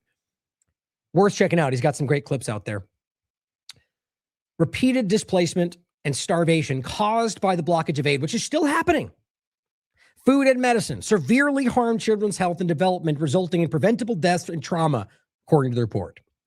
Israel's rebuttal said the report failed to mention Israel's role in facilitating vaccinations and entry of medical staff. Oh, you mean all the people that you murdered? I mean, you know how many doctors and journalists they've killed? It's insane. And the establishment of field hospitals? You mean after you destroyed the actual hospitals? I mean, you can't think about how this is why it's so clear to me these people are not, like, I would argue from my personal opinion, not to make it a undefinable term, but evil. Because that term does have much more of a people can think about, but bad people. But I would argue my personal opinion that goes to the level of evil. You're talking about not just murdering people, but then pretending you're saving them, as I always point out. Not just going, well, we destroyed all of your hospitals, we starved your children, then we make a fake hospital, and while you're there, we shoot you. But then we go and say, but we made all these hospitals for them. We care. That is such a disgusting level of evil, well beyond just killing people. It just has to be pointed out, guys. And it's like the one they put out these clips where they go, oh, look, we're giving this woman some water. And then they go and kill her. There's been 2 examples that I can prove of a guy they were helping on the crutches who then he gets later shot in the back. And I mean, it was proven by people on the ground, journalists that were there. And they used him to make some clip about how they care about Palestinians. And then they murder the guy. There's just a special kind of psychopathy with all that. In the West Bank and Eastern Jerusalem, the commission found in the West Bank in general, the commission found a sharp increase in violence by Israeli settlers against Palestinian children, led by Gavir and Smotrich. Children and documented evidence of torture, sexual and gender-based violence, mass arrest and detention from non-authority random settler children that are backed up by the IDF with guns. No big deal, just a normal day in occupied Palestine. The commission concluded that the treatment constituted the crimes against humanity of torture and other inhumane acts caused great suffering and serious injury. And I'm willing to bet you that nothing changes right now, even though this should be earth-shattering for people that have been denying this. And now, what I keep pointing out is that, okay, so if this report came out and said Hamas did everything and we can prove it, every Israeli in the world would point to that and say, we told you. But now it comes out and they go, UN is Hamas. How can you listen to the UN? Well, that's quite a double standard, isn't it? We should question the UN like question anybody. Look at the facts, verify it for yourself. And if you still can't be honest and realize this is what's happening, you don't want to see it. Here's a clip from one of them at the UN, the discussion from the UN of this report. Decision we had to make in completing this report was the decision not to name the Palestinian children whose deaths, injuries and suffering we describe. It was a hard decision because children have a right under the Convention of the Rights of the Child to a name and an identity. And one of the difficulties in dealing with public understanding of the situation in Gaza and the West Bank is that these children are anonymised. They're anonymised in the statistics themselves of tens of thousands of children affected in this way. And they're certainly entitled to be recognised, to be named in death. We didn't name them because we feared the consequences for their families. Guys, think about that. I mean, really think about this. You're talking about a report. They didn't name these children, both living and dead. Like, let's say their families were bombed and they still survived, or they're injured. Why? Because the UN is concerned that Israel will target them because they were in the report. The ones who had their families killed, the children who survived their families, murder them because they're being pointed as people that were killed and tortured by Israel. I mean, that's insane to me that you're talking about the UN, not that you should trust them blindly like anything, but that they're talking, because you can look through their reports and look through the evidence, which we've been highlighting well before they found the courage to do this, that they were afraid to put their names in there because they know what Israel is. They know what they will do. And it's been, you look at the journalists, the hospitals, the aid trucks, the flower massacre. It's not just byproducts. It's deliberate torture, deliberate suffering caused for the purpose of suffering. And so they're afraid to put their names in because Israel will make them suffer. We have a basic fundamental principle not to add further harm to the harm that people have already suffered. And it was hard for us not to name these children. But my final comment is to plead with us all to see these children, to see them as individuals with identities, with lives that they must have been enjoying at least before October 2023, and futures that have now been cut short. And to see in these children our own children and grandchildren, because this is a universal issue. This is not merely a Palestinian issue. It's an issue that should affect us all. No, obviously I could play some clips right now of the doctor speaking about murdered children, the New York Times report about targeting children by shooting them in the head with snipers. I could play the video clips of them cheering about killing that child.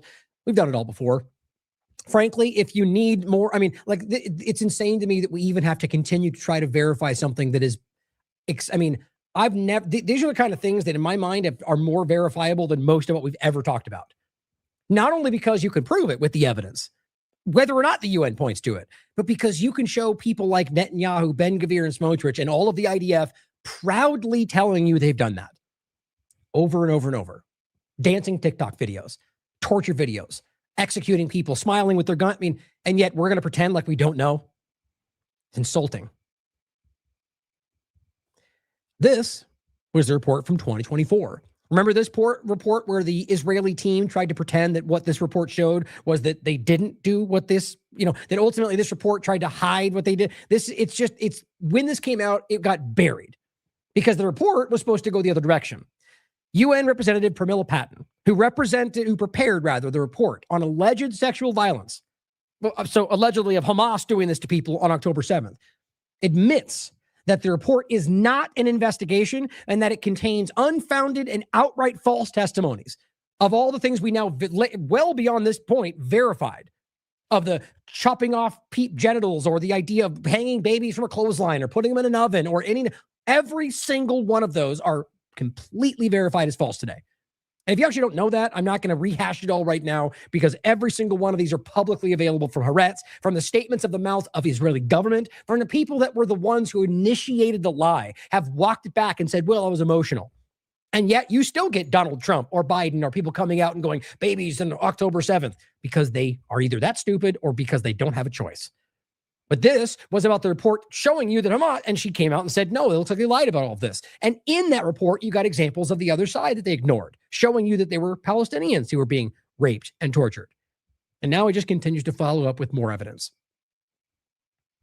Now, here's the one Democrat who apparently voted against the War Powers Act to stop Trump. He says, if you have contempt for Israel, you are an anti-American. Oh, okay. Well, in case you misunderstand, Fetterman believes that America and Israel are the same thing.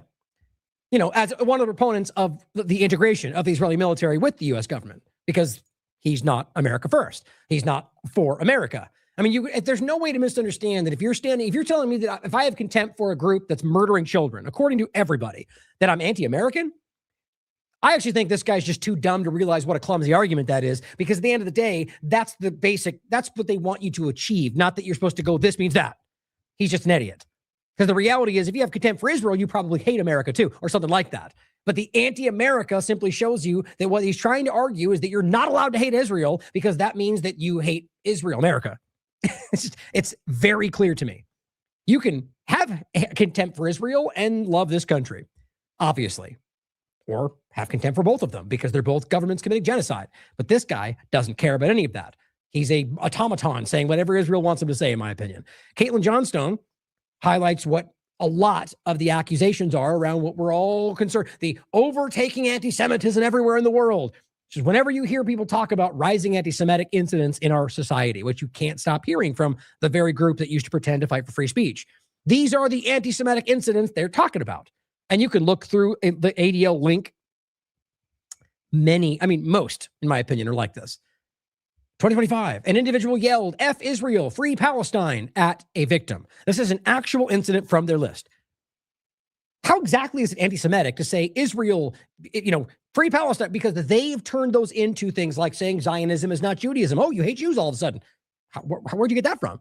Maybe I'm just incorrect, or maybe I'm right and you're wrong. But suddenly it becomes you hate Jews because you disagree with what the Israeli government's doing as they commit genocide, as this government controls other governments to make sure that they control their people. You can't miss how clear this all is. And the world is changing.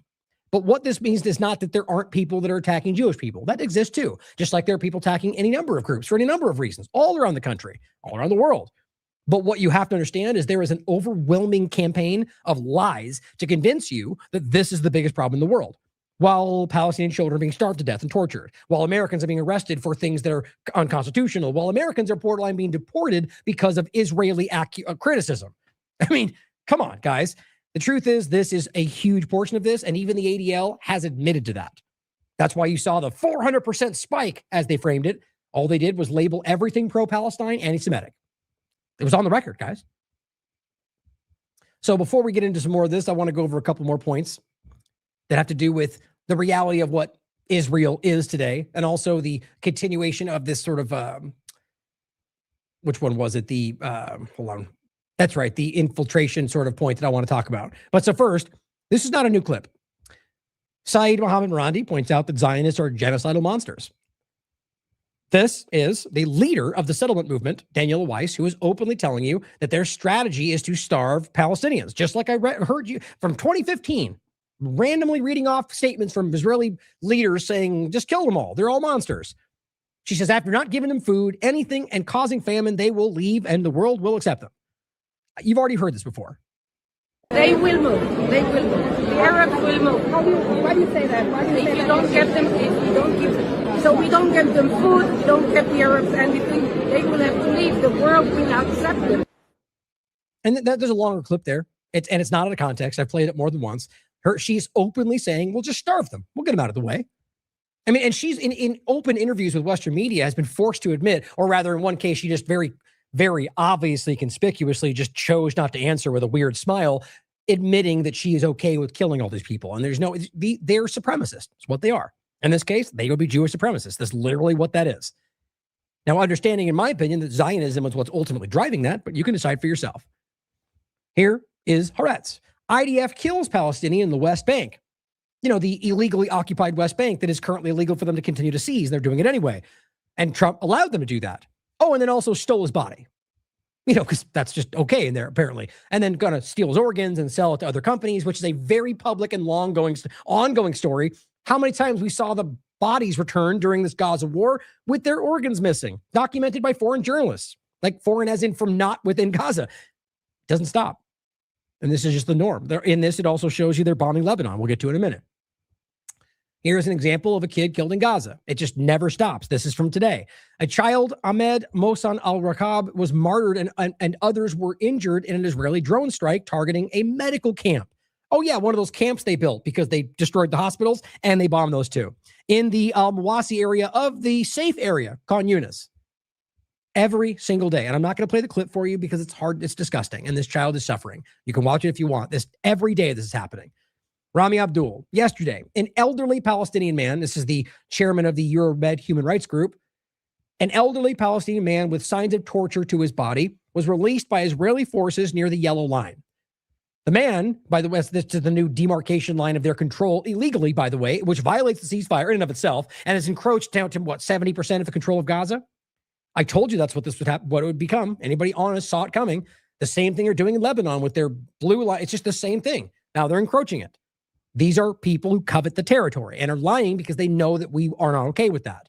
The man who has been abducted by Israeli forces was rescued by civil defense and remains unconscious to this point. The Israeli designated yellow line is a zone physically marked by yellow concrete blocks, giving Israel control of now what appears to be almost 70% of the Gaza Strip. Palestinians are forbidden from entering the area beyond the line, even though the ceasefire gave them the legal right to go back to those areas if their homes were there, and they killed them anyway, which is under total Israeli military control.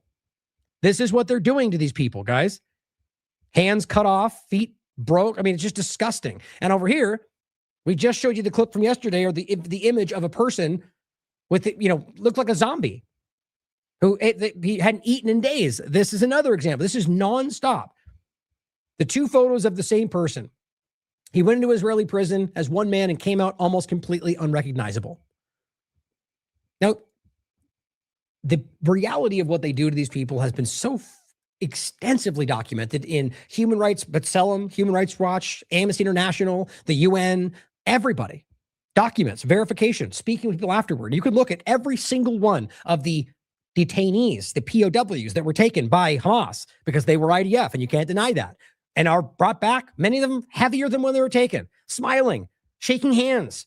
You're going to pretend like we still don't know that? Nobody challenges that, guys. The entirety of the conversation is over, and now nobody cares about the hostages that are on the Israel side. They've let those people go, and only one of them even has changed their story, and that has later been walked back itself. The reality is they were kind to us. They fed us. They protected us by the bombings of Israel. Those are direct statements from the very people they let go. Hundreds, thousands of people are still held in these prisons in Israel, many of them children, most of which aren't even charged with a crime. And I'll include this long thread of doctors who all tell you the same thing. It goes back to 2024. We're watching them kill children, watching them starve people to death. We're watching them kill doctors. It's amazing how much people can ignore, isn't it? Now, largely what we're hearing, and I do believe this is happening, and this goes back to 2025, America's turning on Israel. The population, I believe, is becoming aware of what Israel's truly doing and seeing it through all of our government. Right now, it's being uncomfortably seen by the people who thought Trump was going to save them from all this. Pentagon raised the threat level of Israeli spying in the U.S. to the highest level.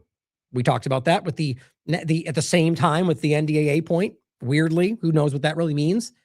So this is important, I think, for this next conversation.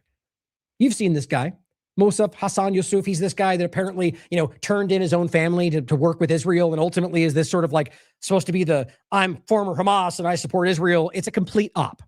And this guy's a very dangerous person. You can see it in his face, the way he talks. He's a very alarming, you'll see. He says, you cannot destroy Israel.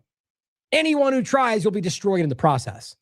You wanted my honest take, my gut? That's aimed at you. That's aimed at America. That's aimed at everything here. And this is what he's been doing his entire time. Here's a clip recently at the conference, the Jewish News Syndicate, former Hamas and Israeli intelligence member threatened to destroy America with secret advanced weapons that Israel has kept hidden. He says Israel is just playing around for now and says it's a clear message to America. If they keep pushing Israel into a corner, they will suffer most. Israel's existence is not negotiable. It does not depend on superpowers or public opinion.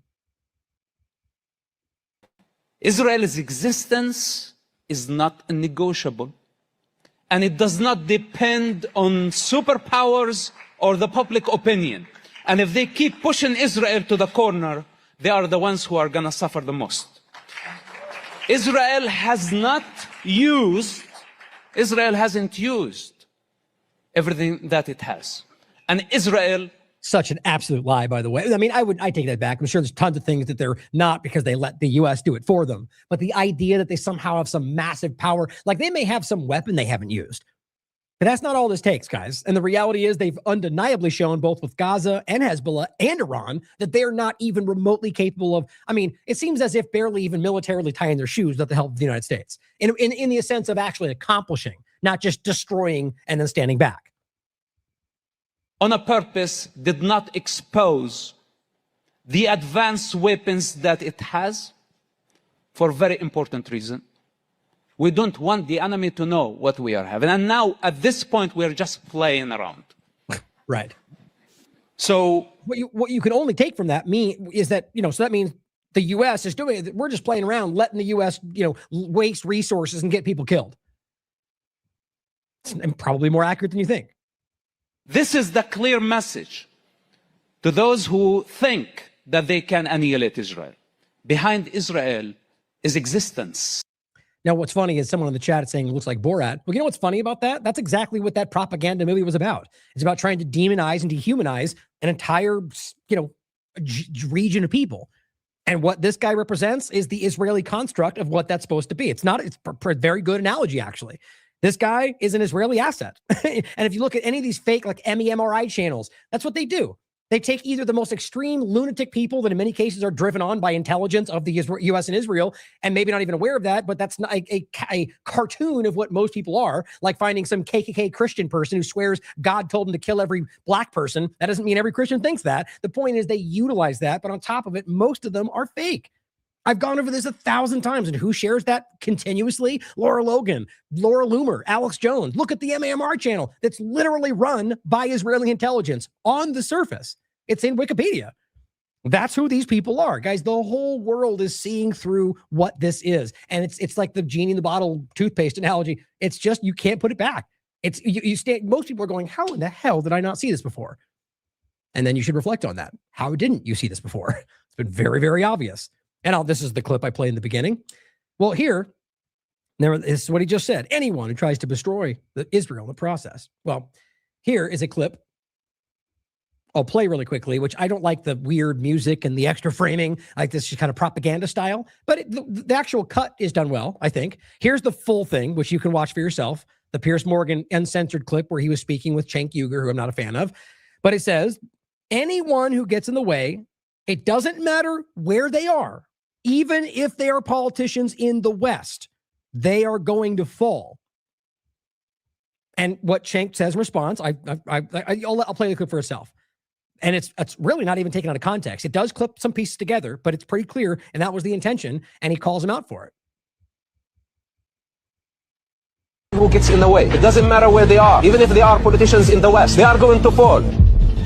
And I said this previously. Hold on, did you hear what he just said? And remember, he's an Israeli agent. Are you saying Israel will murder politicians in the West? What do you mean the politicians in the West will fall? Yeah, we will not vote for them anymore. And this really right there was kind of close to how the transaction went. Oh, vote for them anymore. Oh, no, well, you don't vote for them now. You're not in our country. We have the right to bring them up and to bring them down. Who is we, and how are you bringing down politicians in the West if they dare to defy Israel? And that's actually pretty damn close to how that went. Save for a few interjections by Piers Morgan, minus the weird music and the flashing lights. I even made this point on the show when we talked about this. He asked him, like, what do you mean? Like, who's we? And he just has this weird, creepy smile. Now, there's only two ways to take that. Either the intention is to make you think that they can do whatever they want whenever they want, or he does think that. And there's the caveat that he's wrong about that, but realize that what he's doing right there is really clear. He wants you to think, yep, you got the message, right? It doesn't matter, U.S. politician or not. We'll take. Now, it could just be an empty threat, and who knows if Cenk Uygur being there is part of some bad, who knows, question it all. But at the end of the day, that's what they think. And they've said as much. You can show the clips of the booby-trapped equipment. This is not new, and it has been threatened against us more than once by Israeli politicians. There's a clip I showed early on with, I think wasn't Pierce, but I think it was Going Underground. And the guy just freaks out because they're asking basic questions about the genocide. And he goes, it'll come to you next. We're going to take them first, and the U.S. will be next. And it's a politician in the Knesset. It's just not really hard to see. So here's the full clip if you want to watch the entire thing. It's Piers Morgan, so take it with a grain of salt. This was the clip. You can watch again for yourself.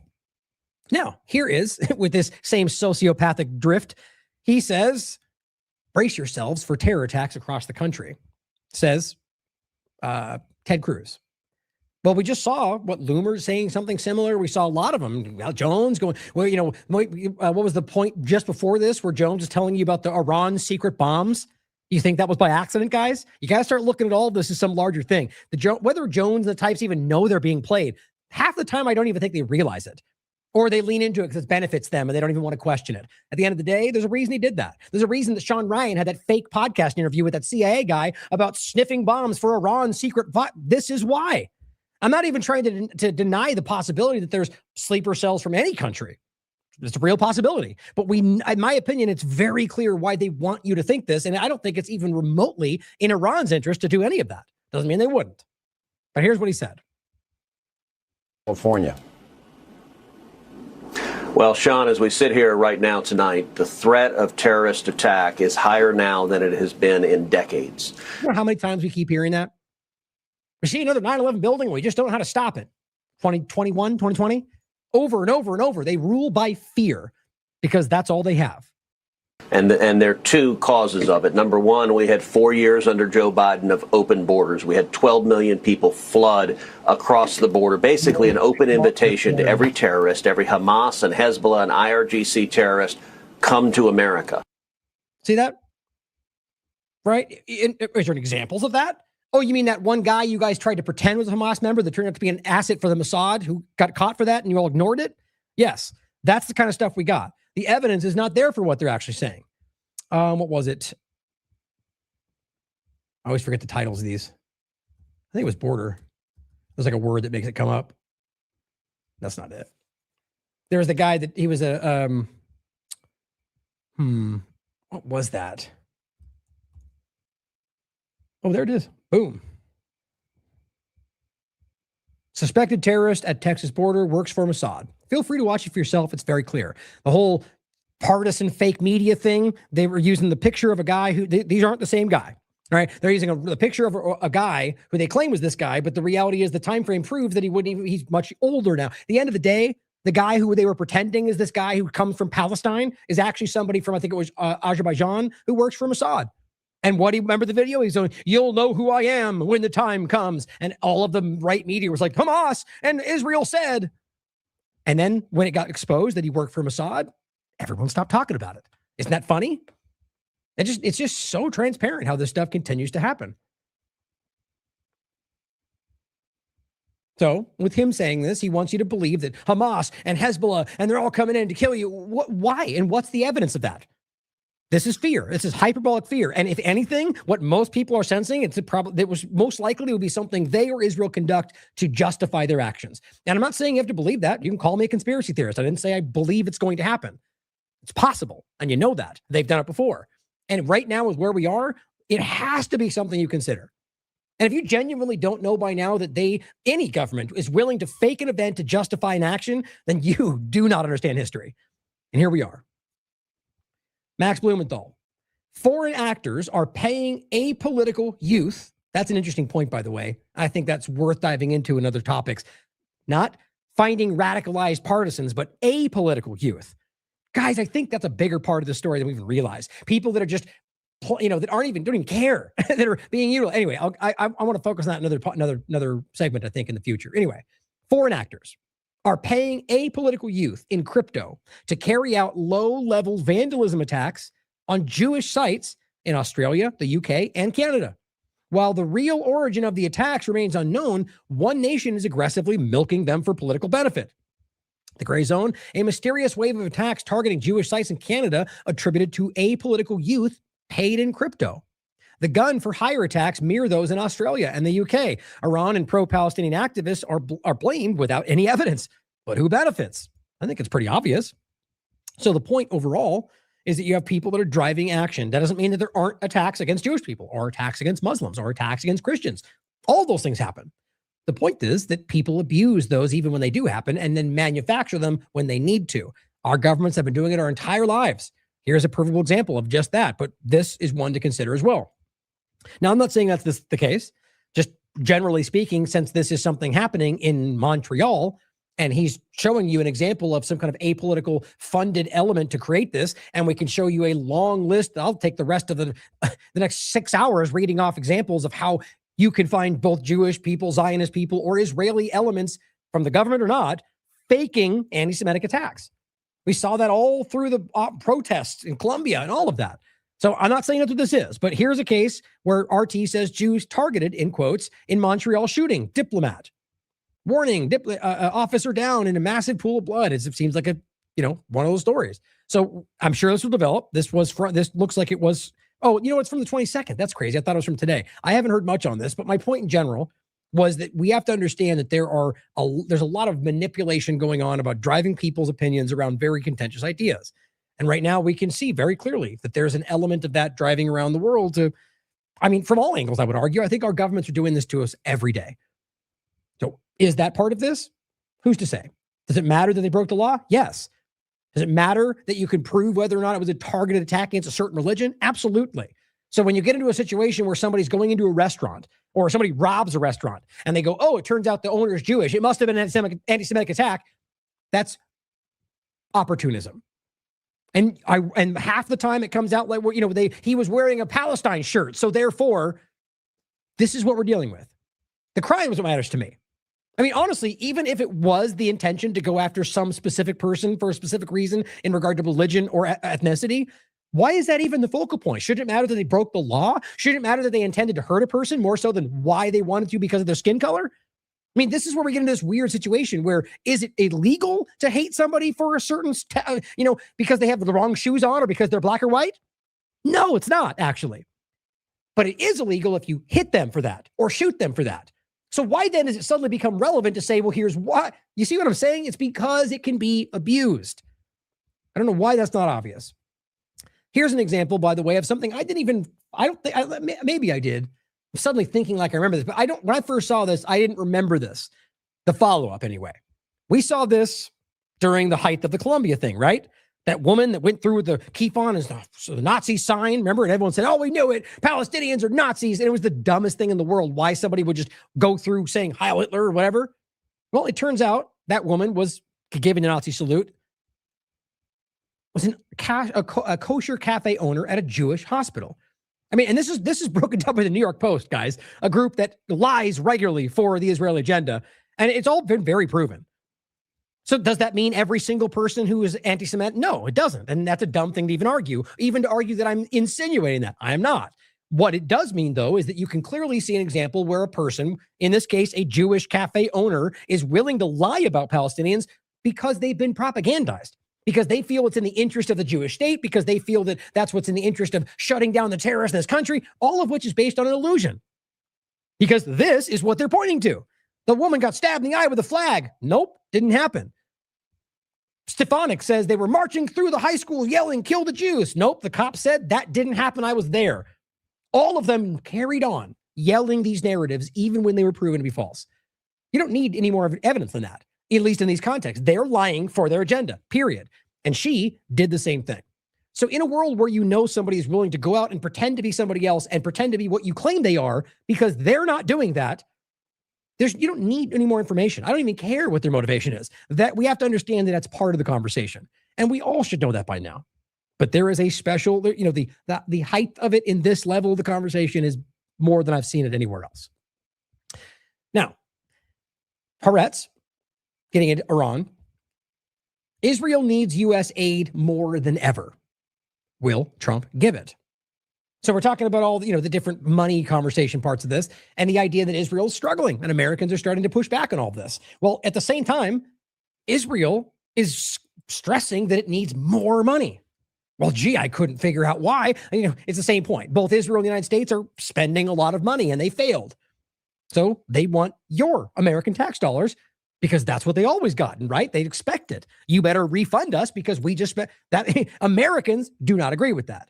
But the reason I'm showing this is because this is important to juxtapose with where this goes next, which is the idea that Donald Trump is asking for $80 billion more for the Iran war. Well, isn't that interesting? Right? So if Trump's asking for $80 billion and pretends that Americans want it, maybe we should start wondering whether that money is going to end up in the hands of somebody else. Here's what Trump said.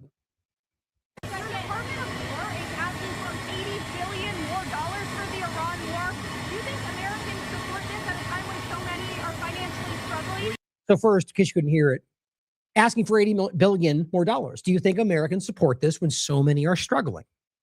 It's a very, very valid question, largely because I think most I would argue the majority of Republicans are very aware of the fact that gas prices are high and people are struggling and are openly speaking out about that. When I say Republicans or MAGA, I'm not talking about the fake patriots like Eric and the rest of them. Those aren't even real people in my mind, even if they are.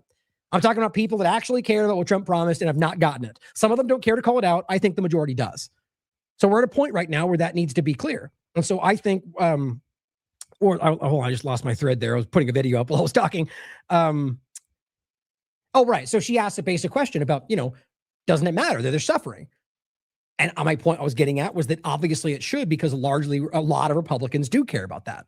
But his response is, well, who are you? Oh, you suck. It's basically his response. But he does answer. But why? Why does it matter? If it's CNN, Fox News, Washington Post, the question is clearly relevant. So you're doing that to diminish the relevance of the question. Do you believe, whoever's listening to me right now, that most Americans are that stupid? I certainly don't. I know a lot of people do. I really don't. And I think he does, though. He thinks you're that stupid to just suddenly pretend that that's not. I mean, it is literally insulting to your intelligence, I would argue. You with? Americans support this at a time when so many are financially struggling. Who are you with? I'm with Dehumanization, sir. Not a very good group. Not doing very well. Not only do they support it, they demand it because they won't allow Iran to have a nuclear weapon. Oh, okay. So in case you are confused, he's claiming that you are demanding $80 billion more to go to him for the war with Israel against Iran. The very war that nobody wanted, that he promised he wouldn't do. But now he pretends that you're demanding $80 billion more on top of everything else that's been spent in a direction that is way more spending than he promised, which would be less spending, was what it was promised was. This is just stupid. I mean, this is what I keep trying to highlight. If you're Trump, and you, at least I would like to believe, have some insight on what people think about you. Maybe he doesn't. Maybe he's in a bubble and that's how he's being controlled. I don't know. But that you recognize that, I would like to believe. And then your response is to just tell us what we think. I mean, I guess the argument would be to kind of convince weak-minded people that they're supposed to follow suit because, oh, everybody else thinks that, then I don't want to be the only Republican that doesn't think that. There are enough weak-minded people that do that. I don't believe it's even close to the majority. But that's what he does. Simply that we have to. Not only do they support it, they demand it because they won't allow Iran to have a nuclear weapon. Again, the point, which is that they are not even discussing that. And that Iran has said that they're very much going to continue the program because Trump has said that was okay. But here's his answer. I mean, he just got up in front of the G7 and argued that it's acceptable for them to maintain their civilian nuclear program because everybody else does. Yeah, just like we've all been saying. And yet here he is going, never have a nuclear, the one they've never wanted, never had, because even Tulsi Gabbard told you that. So give you $80 billion more because of something that was never actually happening that you claim you're going to stop and probably won't anyway, even if it did. God, it's stupid. You want to see trouble? Let them have a nuclear weapon. We're doing very well with Iran. They've been decimated. And the guy is just phoning it in, man. They're bad and Navy's gone and they won. We won. It's over. But you better not, Iran. And if you do, then we're going to bomb you. But we did. It's over. And the Navy's gone. And the reflecting pool, though, it's cool. I mean, it's just hard to watch. It's like a train wreck right now. We're making a deal with them, and we'll see how that all goes. And not only do they support it, they demand it because they won't allow Iran to have a nuclear weapon. You want to see trouble? Let them have a nuclear weapon. We're doing very well with. Okay, so the question is about the. No, just forget. He rambles and you're like, the money, the $80 billion. Okay, so you want $80 billion more to continue a war that you are literally in the conversation saying is about to end. Interesting, because that's just the dumbest thing in the world. But then going on to say that it all would is, I guess, okay because they would have gotten a weapon if you don't give me $80 billion more. I mean, you guys, it's like this. Somebody needs to literally map out how like almost schizophrenic his rambling has become. I just think it's insane. But so the point obviously is that he wants you to think more money should go because we call for it. Because you've successfully already stopped them from getting a bomb. That's why we need more money to continue to, I don't know. You have fun with that. Israel needs more money than ever. That's my point. That is where it's going. Now, the Senate for the first time has approved a war powers resolution in a rebuke to Trump, which, as always, day late, dollar short, in my opinion. I mean, I shouldn't say that because effectively it does seem like it's continuing, no matter what Trump continues to spiral out about. I just don't take this at face value. And secondarily, it is a concurrent resolution, which means it's not binding. Trump's going to ignore it, as he's already said. But it's still good that it's stated and people can see it. The Senate, for the first time, approved a war powers resolution to Tuesday seeking to block U.S. military action. Had they done this in the first week, this would have been over. Or at the very least, it would have been a much bigger situation where Trump was defying an open, Congress shutting down through War Powers Act. I mean, we're still pretending, one, like this is somehow legal in the first place. Well, the very War Powers Act putting this down should prove to you that it's not, because the reality is there was no justifiable reason. Congress didn't approve it. There was no authorization to use military force, and they did not have an preemptive attack justification, if that was even a real thing, by the way. The idea they've turned into that we feel like we're going to be attacked, so we have like an imminent response, that is designed to be you're literally attacking us. And so we have to jump out there and respond. Not that we think by Tuesday you might do something. It's just a bastardization of the reality of this. It's the Bethlehem Doctrine. It is not reality. So this happening now, it would have been a lot better had it happened earlier, but at least it's happening. It was the 10th time the Senate has tried to stop the war. I argue with designed to be toothless. And the outcome on a vote of 50-48, which apparently the only reason that happened was because two specific people weren't even there. One of them being, I'll get to it in a second. I forget his name all of a sudden, McConnell. But it says, with the resolution is largely symbolic, it does not carry the full force of the law, which it technically not, it does in a sense. It is congressional. The idea is supposed to be that because Congress decides these things, that the president would just acquiesce. But that's not how this works. Clearly, they'd have no reverence for anything else. So whether Congress tells them to or not, I bet you they'd find a way to circumvent it. They just yell out Article 2 and do whatever they want, which just shows you how broken this all is.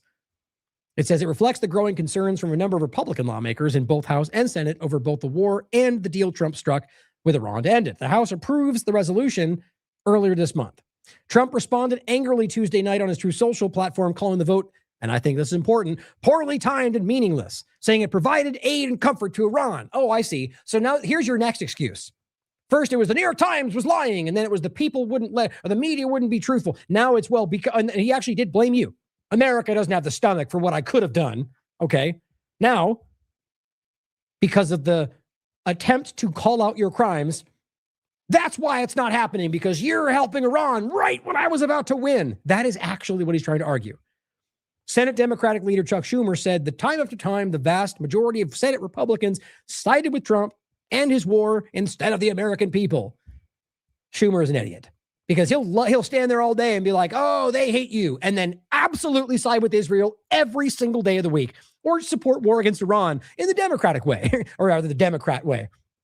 They're all a bunch of hypocrites, guys. They're using this because they know you hate it and they want to win points. They'll do the same thing when their time comes, just like they have every time before this. I know I'm jaded, but historically, I'm right too. The vote comes as the Pentagon seeking $80 billion from Congress, mostly for the Iran war, as it backfills munitions and stockpiles. So all that means is that right now, I mean, you could simply argue all of this is Trump gaining time to restock, and because Israel wants that. I guess we'll find out. But it's good to see that they're pushing back on that, whether it's real or not. But $80 billion because you want it, apparently. And this was, here it was right here. It was 4 Republicans, Collins, Cassidy, and Murkowski, and Rand Paul joined the Senate Democrats. Of course, Fetterman was the only one opposed. And anyway, the bottom line was that there were 2 people that weren't present, and that's ultimately why they were able to win. Maybe that was by design. It's hard to say. But again, Netanyahu just stated publicly, again, when I came to President Trump, I told him, we are going into Iran. I did not ask permission. I simply informed him of our plan. Now, if Trump does not say something about this, that speaks volumes, because this is clearly kind of a tit for tat. It is in Hebrew, but they know about it. People are taught. This is going viral. So that'll be, my mind, it'll be Netanyahu shoving back and then Trump letting him get the last move, which says everything to me. Now, getting into the current, cycle of stupidity that is this Iran conversation right now. You're going to laugh as always. This is today. So let's start with the ridiculous statement. And even the way Trump talks in this, it's as if he's playing a role. It's like he's on Saturday Night Live. Guess what he says? Iran's being great. Everything's been agreed to. Guess what? All of that's false. We'll get into that in a second. Here's what he said. And is being very nice. They're agreeing to everything that I want, and they have to. Otherwise, we just go back and do what we have to do. Oh, yeah. Which was what? To bomb them unsuccessfully, and they won.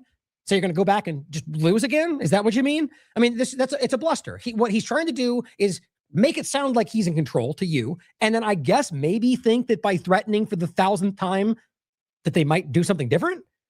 Well, that's I guess the definition of insanity. I mean, I don't understand, but it's the way he's talking. And but realize right now, as we're going to go through, Iran is telling you everything they're saying is false. As of last I checked, everything it said is false. The inspectors, the nuclear conversation, the strait, the toll, the whole thing. We'll go through as quickly as possible. It's this update from 2 days ago. But this is what he's doing. I have the same point that I'm like, I don't want to keep being, I'm exacerbated by it. Like, how does he keep doing that?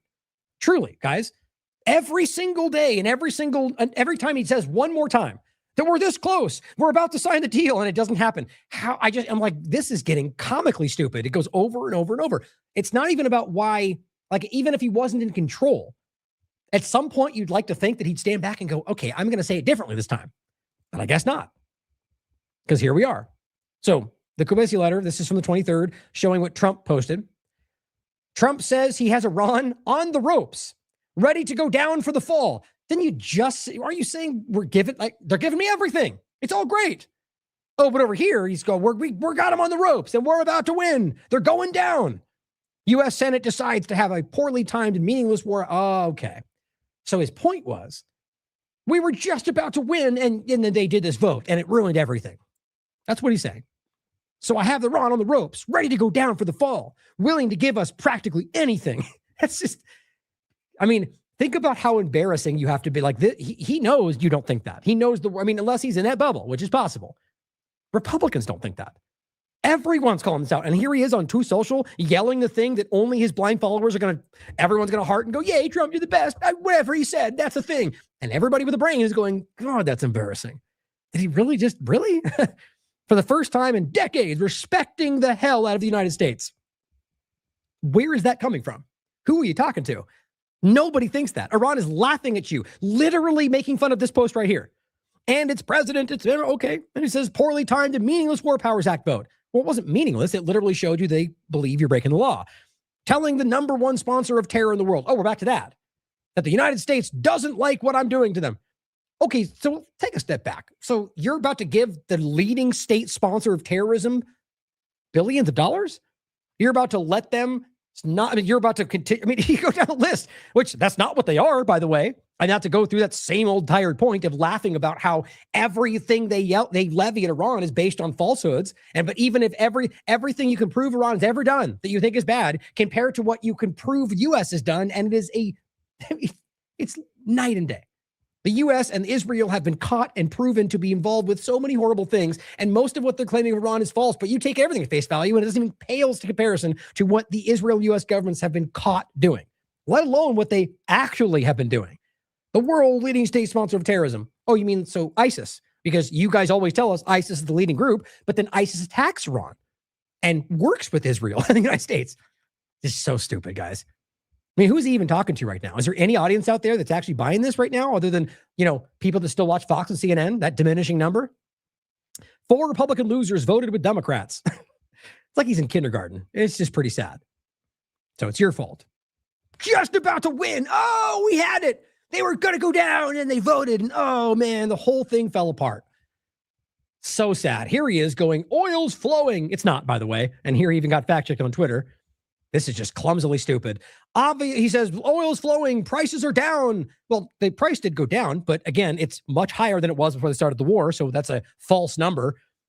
And the world is a safer place. Come on. That's just, I guess, projecting what he wants you to think. But here's what he says. Get this. 67% of Americans support the Iran peace deal. Well, I said, obviously, most Americans support you surrendering and ending the illegal war you started. That's an obvious one. It's the same majority that didn't want the war in the first place. keep framing your failures as victories. You guys are not as savvy as you appear to think you are. In case you missed the point, 67% of Americans obviously want this to stop.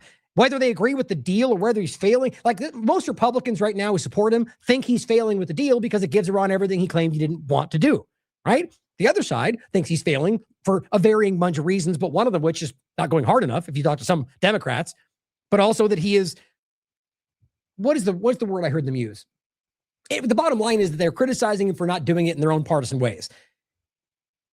And in the midst of all of that, you've got the people that are on his side that didn't want the war to begin with and now are happy to get it to be ended because you're spending money, you're giving money to Israel. And there's even a fourth category, which overlaps with the funding of foreign policy with Israel. The bottom line is majority of Americans want this to stop. So if you backed away and gave up entirely, it would be probably more than that. That extra 30+% is probably people that, or what, it'd be 20+%, people that are angry that you ended it the wrong way. Everybody wants this to stop other than mindless profiteers, authoritarians, merchants of death. But this is what you get. And for the podcast, the fact check says it's actually the Memorandum of Understanding, a 14-point framework reopening the Strait of Hormuz and starting 60 days of negotiations, not a finalized peace deal. He can't even get love from his own manipulated platform. So on the Strait side of this, we'll talk about the Strait, the money, as well as the IAEA to wrap this up. Mint Press News, the Strait of Hormuz is still restricted as Iran awaits a full ceasefire in Lebanon. That was yesterday. As far as I can tell, it's the same thing right now.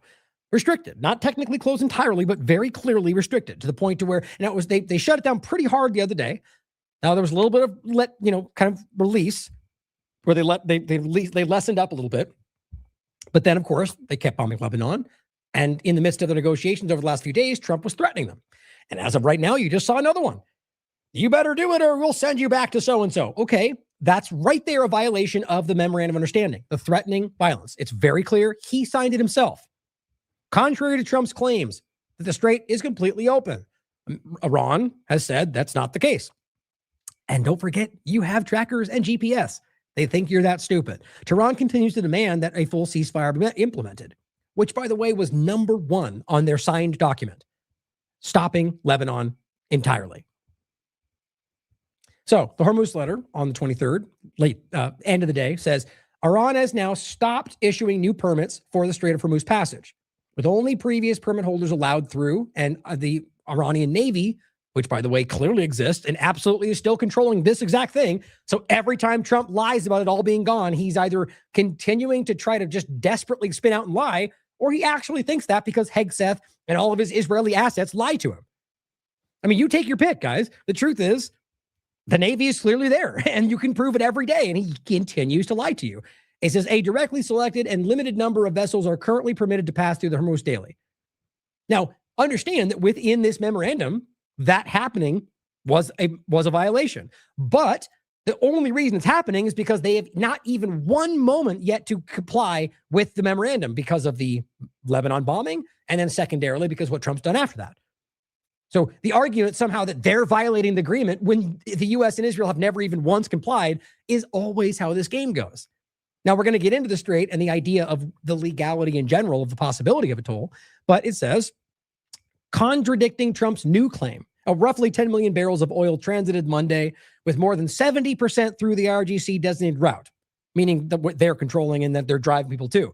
Contradicting Trump's new claim that even Twitter fact-checked him as well, that 19 million barrels flowed that day, which wasn't true, but also it was an all-time record.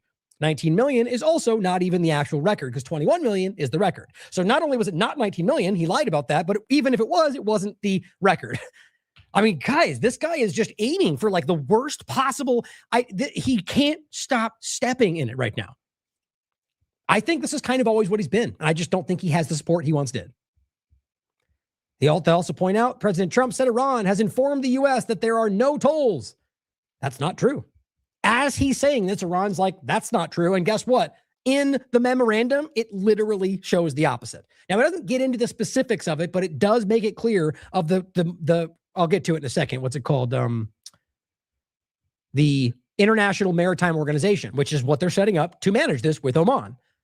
It's all very clear, guys. And Trump has been acknowledging this. They even made this clear before. Now, before we get into the legalities of it, what he says was Iran has informed the U.S. that despite troublemaking fake news reporting to the contrary, there are no tolls, no insurance costs, no other charges of any kind being sought or received. Now, sought is obviously a lie because everyone knows that Iran is at the very least seeking to do that. So why would he lie about that? By Iran on ships traveling the strait. He says this is a false information. This is what makes me think that he is in this world where Witkoff and the rest come to him and go, don't listen to anything. Fake news is everywhere. We'll tell you what Iran really thinks. But yet then why would he keep saying those things, believing them, only to turn out that it doesn't go the way he thought it would? Maybe because they come back around and go, no, Iran tricked us again. I don't know. But at some level, you got to realize there's an anomaly here. Whether he's being tricked or he's lying, I don't know. But I bring it up every time. Negotiations would end immediately. Additionally, no money has been given to Iran. I think that's false. I'll show you again. Or released from their money to them by the U.S. And here he lies again. We will be releasing some of the money, which, by the way, he just said that wasn't not in this post, but before this, that none of that was even going to happen at all, ever. And then in a secondary post, he made another point which contradicts that first one that says, well, it'll only, if ever, be after 60 days. Well, here he is again, making it clear we will be releasing some of the money that is totally controlled by us to our farmers and ranchers for purchase of corn, wheat, and soybeans. Well, Iran has very publicly said that's not even remotely true and is not even being discussed.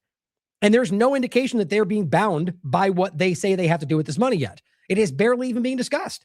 They've barely gotten past the very first point because they're still bombing Lebanon. Food is desperately needed in Iran. Why? Because you're sanctioning them and you're starving them by design, and you've all publicly said that. And we will be purchasing it for them exclusively from the United States. He just repeats the same statement. Seems to not be true. And it says this just gets more embarrassing by the moment because the memorandum itself he signed contradicts him on all those points. That's how stupid this is. Here is Rubio saying no country's allowed to charge tolls or fees in an international waterway. Well, let's talk about that. Here's what he said. Let me ask you about Hormuz, if possible. Can the U.S. and allies, can they guarantee navigation, freedom of navigation in the strait? Well, that's the law. It's an international waterway. No country is allowed. It's not allowed to charge tolls or fees on an international waterway. It's not one. That's existing international law. He's right, but it's not one. The way it is in international waterways all over the world. And he's right, but it's not one. That's the way we expect it'll be here. So I don't think we have anybody to convince around here in that regard. I think all the countries in this region would agree with us. All right? See you tomorrow. What a cheese ball. It's just serious. Like, it's just a dumb argument because it's not the case. A simple map will show you that, guys. I've already shown you this. And what's funny is down here, even his own subscriber base or followers, that's a pretty crazy engagement for a follow-up post to the Department of State. I simply said, well, good thing it's not international waters then. With a very easy map, you can look it up anywhere. You can use Google Maps if you want. It's very obvious, guys. The point is that there is a choke point at the very middle where it is not international waters. I mean, honestly, I even think the mapping here for those watching, the purple line would be inside of its international waters. But I even argue this map is like almost generous with where international waters is. But regardless, it still ends up showing the same point. That right there, where that green triangle type is, that is only Iranian and Oman waters. That's it. That's where they're talking about. So that quickly removes the lie that it's international waters. But what you're getting is all this secondary argument from people going, well, he's right because there's another law that says they can't do X, Y, and Z. Well, that's not even what Rubio is saying. He's saying it is because international law. So he's not right. Let's be clear about that. He's wrong. No matter what, there's a lot of conversation about this, but let's still go at that argument because there's a valid point to be made there. But again, let's be clear. Rubio didn't make that point. He's going international. So there we go. Not true. But before we even go to that secondary point, here he is telling you that you can't do that. You can't have a toll because it's international waters, right? Because most of these ports are, the canal are man-made. But that's my point always. This is not international waters, so it applies the same way. But he's making it clear that if international waters, what she claims this is, nobody's allowed to do that. Here's Trump. The U.S. will begin charging tolls if Iran does not do X, Y, and Z. Okay, that's probably why they go around and go, don't listen to Trump. He's just bitch. He's talking trash or whatever the dumb thing is. The president? We're not supposed to take seriously what the president says? That's pretty insane. But realize that even if that is the case, it's still something that means that he still said this. So there's only two ways to look at this. He's either threatening to do an illegal thing if they don't do what he wants, or he doesn't mean what he says and he just lies all the time to get people to do what he wants. The bottom line is, if it's illegal, then it's illegal for Trump to do it. So why would you say that? Either way you look at it, though, technically speaking, by the way, it would be illegal no matter what for Trump to do that, or the U.S. government, because it is not international waters. So you'd effectively be setting up an illegal toll on Oman and Iranian waters. But you think that would stop him? As he's framing them for being criminals and illegal, a terrorist? No, guys, these are the worst and most obvious criminals. And I mean worst in a lot of senses. Worst in the most alarming, but also worst in the most clumsy and obvious criminals in the world, as far as I can tell. You know, the same ones that pretend to be fighting terrorism that they fund and operate and fly around the world. Robert Barnes, former Trump supporter, it seems, says U.S., it's illegal and unconscionable to charge fees to exit the strait. You know why he's saying that? Because Lindsey Graham adds a little bit of nuance to this. And this is where it's coming from. It's a penalty. It is a punitive thing, right? We can't let them do that, even if it's legal. So we're going to step in and do ours on the other side. Screw you guys. You're petulant children. Let's try a diplomatic solution. I think it's going to fail. What happens next? I spent 4.5 hours with President Trump Friday. Here's what I think will happen. Yeah, the guy that's hated by all Republicans, but somehow always gets voted in and loves Israel, but yet Trump always endorses him and hates all the people that Trump pretended to lean into before the election, like Massey and all the rest. Again, you just can't make this any more clear. Next, if this deal fails, President Trump is going to take the Strait of Hormuz over by force. Which would be a crime, by the way. The United States will control the Strait of Hormuz. We'll charge a fee for all those who go through to pay for the operation. Okay, so you're literally going, we're going to do the thing that we just screamed it's completely illegal to do no matter what. But we'll do it, though, because freedom. Got it. And we're going to expand the Abraham Accords in calendar year 2026. We're going to get Saudi Arabia to join the Abraham Accords. So what does that have to do with it? Why would you suddenly include the normalization with Israel into the idea that you control the strait? Yeah, you're both fighting Iran, but what does that have to do? Well, guess what, guys? Because the whole damn thing for them is about Israel. And if you haven't picked up on that by now, I don't think you're paying attention. That's about forcing people to normalize with Israel for the interest of Israel. How does that benefit Americans? And which is the biggest change in 5,000 years in the Mideast. And if Iran contests control of the Strait of Hormuz by the United States, we'll obliterate them. Oh, yeah. You mean like you said you were going to? Didn't you already do that?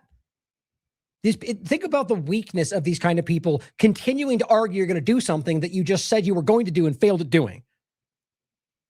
I think these arguments are aimed at us right now. Because, you think they think Iran is over there shivering? Maybe they do. Maybe they're that far out of touch. I don't know.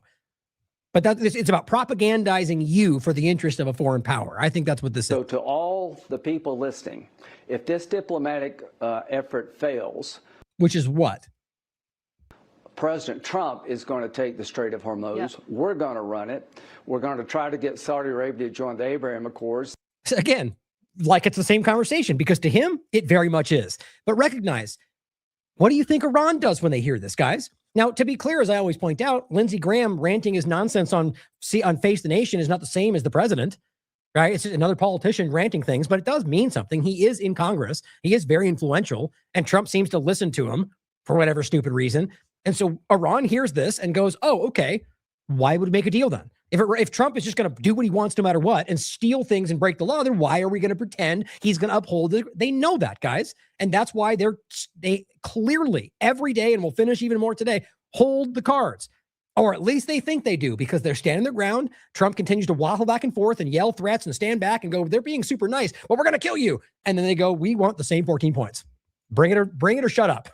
Every single time. You can't really deny what that shows you. So here he is going, we're going to take it by force. It just gives them another point to go, fine, F off. In the Arab-Israeli conflict in 2026, and if Iran continues to attack Israel and Lebanon, Accords in the Arab-Israeli conflict, we're going to try to get Saudi Arabia to join the Abraham Accords in the Arab-Israeli conflict. And as he mumbles to end the Arab-Israeli conflict. Right, because it's about every Arab in the world fighting Israel. These people are such monsters. It's not the truth. And what it shows you in reality is that that's what they see it as. Arabs are their enemy. You got to be clear about that, guys. Look at people like Loomer who scream it every single day. 2026, and if Iran continues to attack Israel and Lebanon, the new policy will be we'll hit Iran. So got it. So if Israel keeps doing the thing that everyone told them to stop, that Trump said he'd make them stop, that Trump signed saying they would stop, we'll bomb Iran. Got it. To the Iranians, if you're listening, when you use Hezbollah to attack Israel, I think the new policy will be we will attack Iran. God, this guy is such a transparent stooge against American interests. And that's what the lawyer is saying. It's illegal and unconscionable for them to do this. Also, the U.S. We're going to seize the strait, right? It's the same point. And wonder why we would have a global confidence crisis in the United States. Trump comes out and says, Iran has informed us. Oh, this was the one I was just reading. But so the point was, again, no tolls, no insurance costs, no other terms of any kind. Here he is posting a clip from Fox News that says Strait of Hormuz traffic. Some arbitrary number of, look, June 12th to 14th, 32. Well, suddenly in this completely weirdly uncomparable 19th to 21st, 93. Hashtag winning. Well, I simply said, fix it for you. So the same exact 3 day, what was it, 100 a day generally, I think, was the average compared to June 19th to 21st, compared to the pre-war time frame and exact time, 390 to 93. So they're a bunch of ridiculous clowns. I mean, look, whether he doesn't know this and thinks because Fox said it must be true, I really think some of these idiots watch these platforms and think they're being informed as the president, as the Congress, but realize that he is, if not just lying to you because he wants you to think that his floundering position is somehow winning. You realize the strait was open before this started. So by him even highlighting an increase is simply going, I'm bringing back what I took from you. But this would be the accurate framing, right? June 19th to 21st, previous year, 390, 93. You're failing. Now, in this conversation about, what was it called again? Where is it? I'm going to make sure I get the name of it right. The UNCLOS, straits used for international navigation. This is part 3. Now, this is one of the arguments people are making for why, even if it's not international waters, which I always love how that works, right? Even if it's not international waters, here's why it's still okay. Well, let's first address that means they're wrong, though, right? Can we agree on that? No, he's not wrong. Well, you just said that it's even if it's not. So even that would mean it's not international waters. So in that hypothetical, partial conversation, even if it's not, would mean they're wrong. No. Trust me, I've gotten into this online right now where there are people arguing that Rubio, what he said is correct. What he just said is right, but he just said it's international waters. It's not, though. And you can get people to admit that it's not, but then secondarily go, but here's why he's still right and point to this. But he said it was, he's like, it's banging your head against a brick wall. People are very stupid today, but also a lot of people are dishonest or a lot of people are not even real. But the idea here is that because of this UN kind of global agreement around traffic lanes and water, that this is somehow the reason why, even if it wasn't international waters, that Iran wouldn't be able to do this. Now, really, some of these, you could read through all this. I highlighted the specific parts in this, but, scope of the section applies to straits were used for international navigation between one part of seas, and it gets into specifically areas that might not be international. It says, if straits referenced in Articles 37, all ships and aircraft enjoy the right of transit passage, shall not be impeded. But impeded is not necessarily a toll. Plenty of places around the world have, even whether they're man-made or not, have a process for tolls, and we don't consider that being impeded in international traffic. But it says Article 42, laws and regulations relating to transit passage, subject to the provisions of this section, states bordering straits may adopt laws and regulations relating to transit passage through straits. I find that relevant. It says states bordering straits shall not hamper transit and passage and shall give appropriate publicity. Now, the argument is that would mean you can't toll them, right? And there's a few other parts in there.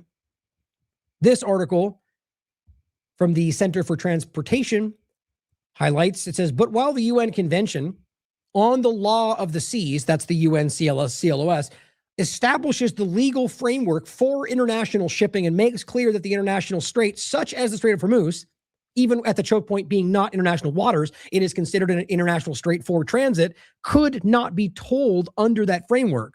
Iran has not ratified that treaty, and therefore the relevance is uncertain. It says, in other words, Iran's position, and this is the same thing that Israel pulls with the National Proliferation Treaty and the nuclear conversation, right? In other words, Iran's position is that the Law of the Seas Treaty should be interpreted as treaty law, but not international law. And since Iran is not a party to the treaty, which they are not, because they have never ratified it, the country is not bound by the rules regarding passage through the Strait of Hormuz. That is a roundly accepted reality for people. If it hasn't been ratified, it's not bound by law. And says this is an important distinction because the UN's Vienna Convention on the Law of Treaties from 1969, Article 34, states, quote, a treaty does not create either obligations or rights for a third state without its consent. It says, interestingly, the U.S. is also not party to the UN Convention on the Laws of the Seas. Interesting. The U.S. has historically considered portions of the UN CLOS to be customary international law and binding on non-party states. But there are also the elements in which the U.S. does not adhere to. Don't you love that? Including the treaty's seabed mining regime.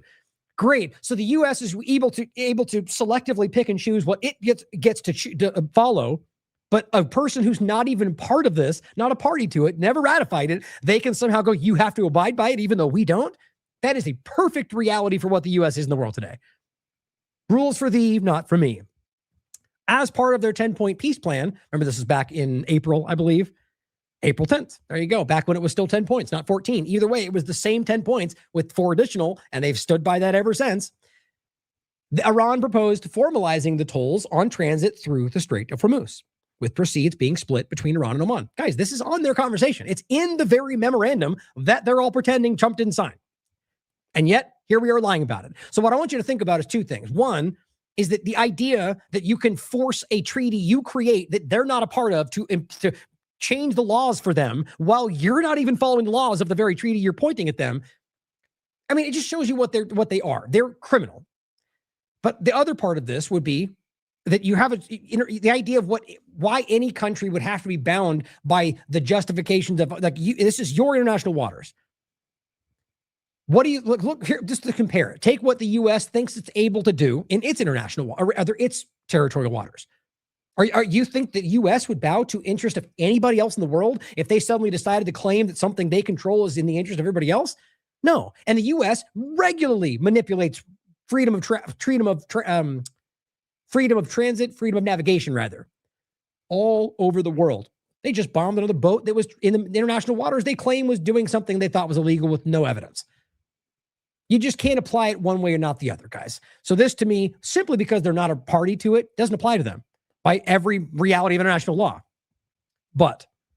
Or continuing anyway. I think that was it on that. So the point here is that this is a valid point to be made. One, first for Rubio's, if it was international, it's not. And 2, if this was actually something they were a party to, you could argue that it would apply, but it's nuanced whether or not it even applies to a toll. So even then, it would have to be debated by lawyers because what it really gets into is whether a toll is impeding that transit. Based on other traffics, it's not. So it's still wildly up in the air, even with these new points. But on top of all that, Oman said that it's coordinating with Iran, which is the International Maritime Organization, to provide a temporary maritime corridor for vessels transiting Strait of Hormuz. Now, on the gas side of this, which is fluctuating depending on the idea of what the reality of the memorandum is, as well as the ongoing war, because we're seeing the gas prices kind of fluctuate. Last I checked, it was 70, I think. Trump threatens oil companies. He recently in the Oval Office named Exxon, I think it was Shell, calling out these companies. He says, just a reminder that Trump threatens oil companies over gas prices. Just a reminder that Trump campaigned on $2 gas.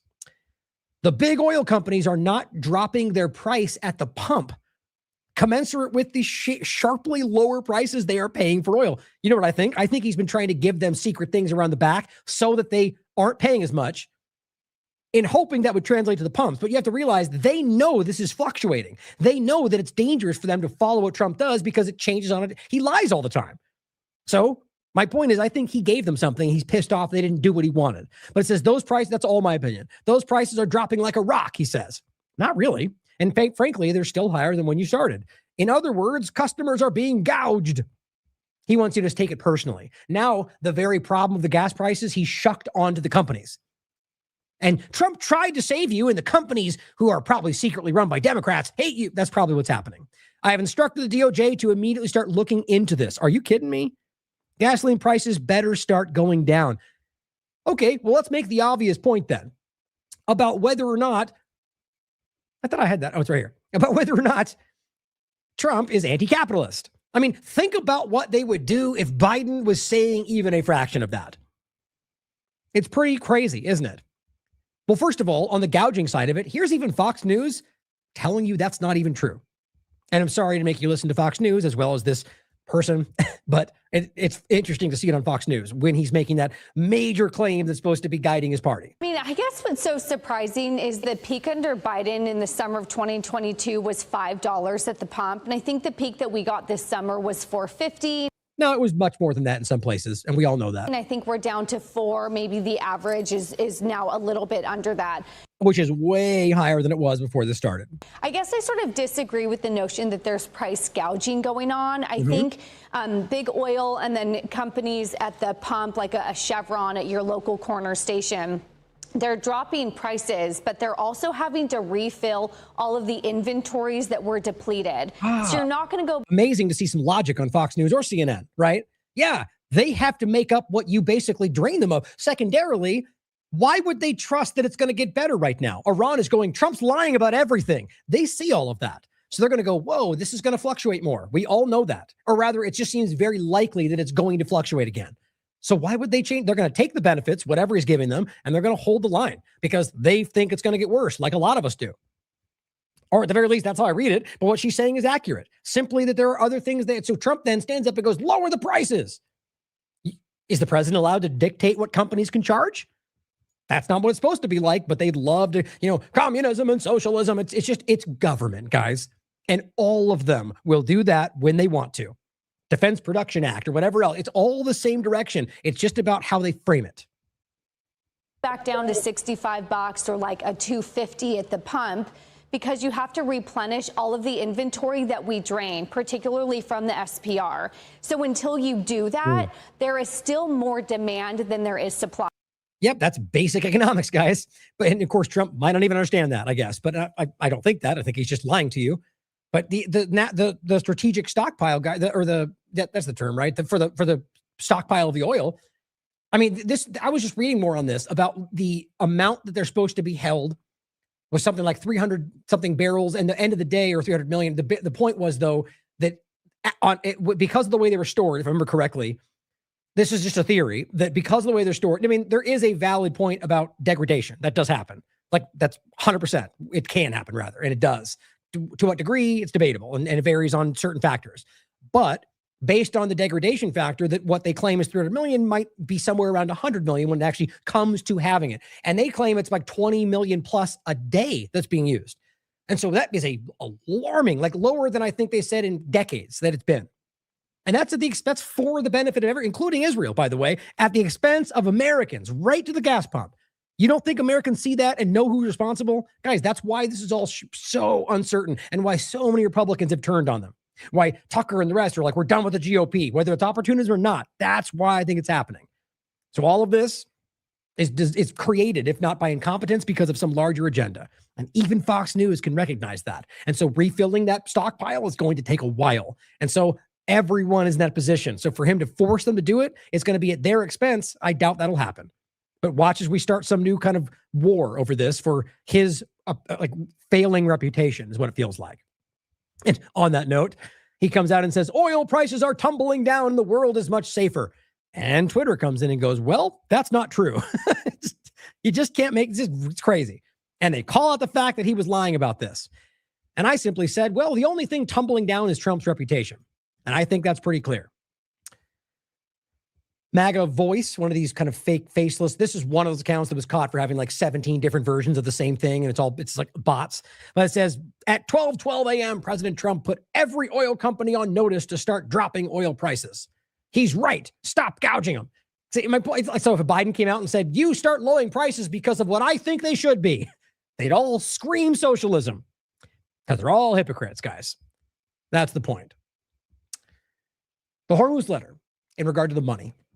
Iran's chief negotiator, Ghalibaf, has finalized the immediate release of $12 billion. This is from yesterday in frozen Iranian assets during the Switzerland talks, saying implementation is now urgently underway per Iranian media. And just to be clear, we should never take any of these media, left, right, Iranian, US, at face value. But just like I said about Morandi just the other day, just to make the point, if you're just going to stand back and look at the consistency, just let's take since April. Iranian media has been right more often than not. Morandi has been right almost every time he said something. Now, I could point to one where it didn't end up happening, but I think that was because the direction changed. Not that he was wrong about what he predicted. Now, that doesn't mean that you trust what he says every time. It doesn't mean you should blindly accept. It's just showing you that for whatever reason, they continue to be they're saying, we're going to do this, and they do. Trump goes, they're about to be defeated, and then falls and lies or says, we're going to kill you, and then doesn't do it. Then goes to make another deal over and over and over, and their stance stays the same. So my point is, when you read what he says or what they're writing, consider that they've been correct more often than not so far, while still questioning them. Then consider that Trump has been lying almost consistently this entire time, but maybe he's right next time. It's being objective and understanding the precedents and the reality of where we are. This directly contradicts Vance's new claim that no money is being released. See that? He is simultaneously saying that while Trump is saying the opposite, or rather by Iran is, but Trump has also said that in both of the memorandum, but also publicly. Iran also refused to use the unfrozen funds for U.S. agriculture. At the same day, they're screaming it's going to happen. Even today, Trump said it again, and Iran's going, that's just not true. Saying Iran has no obligation to buy products from the United States because they don't. Nowhere in there do I see that. Under the existing agreement, rejecting Vance and Jared Kushner's framework.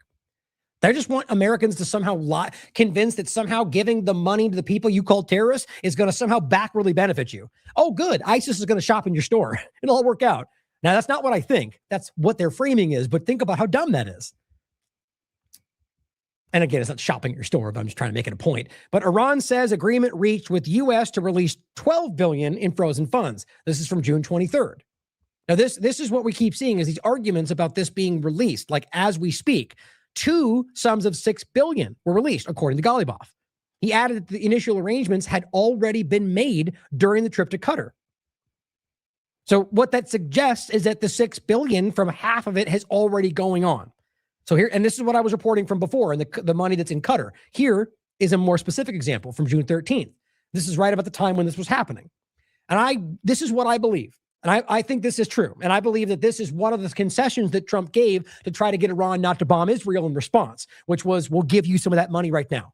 The money that he knows they're going to have to give at some point anyway, and he's trying to massage it into some kind of a win. Reports say UAE agreed to release up to $20 billion to Iran. And remember, this is their money that the U.S. stole from them. It is indicated that more than $3 billion has already been moved as part of this understanding. Now, that's coming from the Iranian side. But I think it's very much worth considering that with all that we've seen, all the lies from one side and all the truth from the other, whether or not they're honest, and the reality that there was a concessions given and they did respond to it. And right now they're saying $6 billion. I mean, I think it's pretty clear, guys, that Trump is trying to find a way out of this, and he already gave them money. It's their money anyway. And now they're trying to find a way to not let that embarrass them. Iran says $6 billion frozen assets in Qatar will be released as part of the preliminary deal with the U.S. June 21st. Oh, I looked this up a second ago. What was it? That's so frustrating. I don't often do that because I just honestly don't even care that much half the time to learn the names of politicians. I'm sure you guys noticed that. But do it real quick for fun. I just did this too. I'm curious what it was again. Brady keeps doing that. If you go back and go forward, it usually does it for you. There we go. Okay, let's see what it says. Pezeshkian. Interesting. President Masoud Pezeshkian said on Sunday that $6 billion in frozen assets in Qatar, which is what we've been talking about, will be returned to Tehran as part of the preliminary deal. With the start of the negotiations from today, on the 21st, The $6 billion we have in Qatar will also be unfrozen and returned to our country. So you guys take it for what you will. I do believe that's already happened. Now, remember, the affinity, what was it called? The Middle East Sovereign Wealth Fund. This is what Trump was claiming this $300 billion was going to be kind of facilitated through, and claiming it's going to be all from these other countries that apparently were bombed by Iran that they're not going to gain from. Like, I just don't believe that. I don't believe these countries are going to just give up billions of dollars because Trump doesn't want to lose. So either way, though, wherever it ends up going, I believe in some way, even though I'm not saying this is what they claim or what the data shows, I get the sense it will somehow come from American tax dollars in some way. Even if that's like funding these foreign countries for their foreign defense, and then half of that gets used for that. It's like, it'll be like a shell game, guys. But either way, whether I'm wrong about that or not, New York Times, Jared Kushner's private equity firm, this unelected appointee who even the people in the mediation called an Israeli asset. His firm, Affinity Partners, is actively seeking to raise $5 billion or more in new funding from the Middle East sovereign wealth funds. And as Glenn Greenwald points out, Jared Kushner's corruption and profiteering from U.S. policy that he directly shapes has no parallel in its magnitude and brazenness. He and the Trump family are showered with billions in new personal wealth from the exact Persian Gulf dictatorships most affected by their decisions. It's transparent. So all we're showing you is that now there's going to be a process through which they wildly profit as they pretend to rebuild what they destroyed. There's the point you made about the larger technocratic conversation, about the rebuilding of Gaza and the new Freedom City discussion. Now, that is part of this. Whether or not this is all in that direction, like this is all in the effect to get that to happen, it's hard to say. I mean, that's something when it comes to Gaza, very much possible. But I just feel like there's a lot of moving parts to this. And I do think there's a very, very large vein of people in this administration and larger agendas that are almost solely focused on the technocratic change, on the network state agenda. And so I think they're possibly one and the same. But what I'm saying is I don't know if that is the only thing you're seeing here, because that's one of the things going around. And it's something you should not ignore, because it really does seem to line up with this larger kind of transition. Right? But either way, you're now seeing them sort of get to decide how this gets rebuilt. If that's how that goes, I mean, Iran's not going to allow that, but that's what it seems they're trying to do, and that Kushner's going to wildly profit through that transaction. It's disgusting. You're killing people and profiting on the rebuilding. It's disgusting. Well, as you already saw, and as we already briefly pointed to, but I'll show you again to finish here, here's what Trump said about the International Atomic Energy Agency. And again, in case you haven't heard it today, every single one of these claims, as I've already shown you some, have been outright denied by Iran over yesterday and today, saying that's just not true. Iranians are saying there's no scheduled visit for the IAEA inspectors. Is that part of your agreement? They're wrong. Oh, they're wrong. Oh, okay. Simple. They're wrong. They're wrong. They know they're wrong. They told us inside. Got it. Okay, so Trump continues to say, they secretly told me they will. Okay, look, this is what I keep saying. Maybe they did. Maybe tomorrow we'll find out that that's what they agreed to and it's all over. But every time before this that Trump has made those kind of statements and said, no, fake news. Iran said they're desperate and they'll take whatever we give them. I just played you a clip where Trump said they're super nice and they're giving me everything. Okay, then reconcile those 2 points. That was yesterday. Here you are now saying that. How do you make sense of it? If they gave you everything, why is there any discrepancy? You don't even need to be this specific. You can tell he's lying, guys. Everybody can. And like I said, up until this point, every time he's done that, it's come to pass where he turns out to be lying or lied to every time. Probably the case here. They have it down 100% inspection. And if they were right, I'd cancel the meetings right now. And Iran says there's So you haven't, though. And all the other times where they turned out to be right and you got caught lying, you didn't cancel the meetings then. From your view, Mr. President, when will those inspectors actually be on the ground? At the appropriate time. At the appropriate time. When will they be there? No, the appropriate time. Whenever. maybe not. No rush, but they'll be on the ground at the appropriate time. No rush. They can't have a nuclear weapon. They want to kill everybody. They want to kill all the Jews. They hate you for your freedom, but no rush. Whatever. Do it whenever we get to it. Guys, you just can't make fun. You can't make up this kind of ridiculousness. I mean, this needs to be some kind of a show at some point, like the entire thing. Maybe that's the whole point. Maybe that's what it is. Okay. Well, to make the point again we made in the last show, as Vance said on the 22nd, yesterday we had a very good day. Well, Iran came through and said, you lied about everything and they're not doing anything you said they would right then. So Vance is lying, or he was lied to. Same old, same old. But he goes, we made a lot of good progress. They did not. He says the Iranians have agreed to invite the International Atomic Energy Agency. Okay, the simple way to understand this without getting into every part of the detail or all the details. The International Atomic Energy Agency's last inspection of Iran's facilities entirely was February 2026. Do you remember what happened in February? They bombed them on the 28th. Now, the reality is that inspection took place after the bombing of the 12-day war, but it wasn't to every single one of the locations. They weren't even able to get in to the ones that were completely bombed. Now, the IAEA put out a statement simply saying, okay, we have a schedule and we normally inspect them, but we weren't able to. And that was because of the Israeli-US war. And they framed that as somehow the group going, Iran's hiding everything. That's not what was happening. Now, since February 28th, when they bombed them again and in general murdered the religious leader, bombed multiple examples of their negotiations, killed citizens in public areas, all this stuff, right? The idea is that they said, we're not doing this right now. In the midst of a war where they're about to be destroyed, Iran saying, look, we're on, and secondarily, having every right to say we're not doing this while we're at war. The idea is this is an institution, a thing that's been set up to investigate something they have a right to do in the first place that they're not doing anyway. And now when they have leverage, why would they then be bound by that? There's no legal setting that says they can't have nuclear weapons or nuclear civilian programs. Every country in the world has the right to do that. So this is something they're choosing to comply with. And then they still go after them. So my bottom line point is they were allowing them freely to investigate their facilities and complying with it right up until they started the war.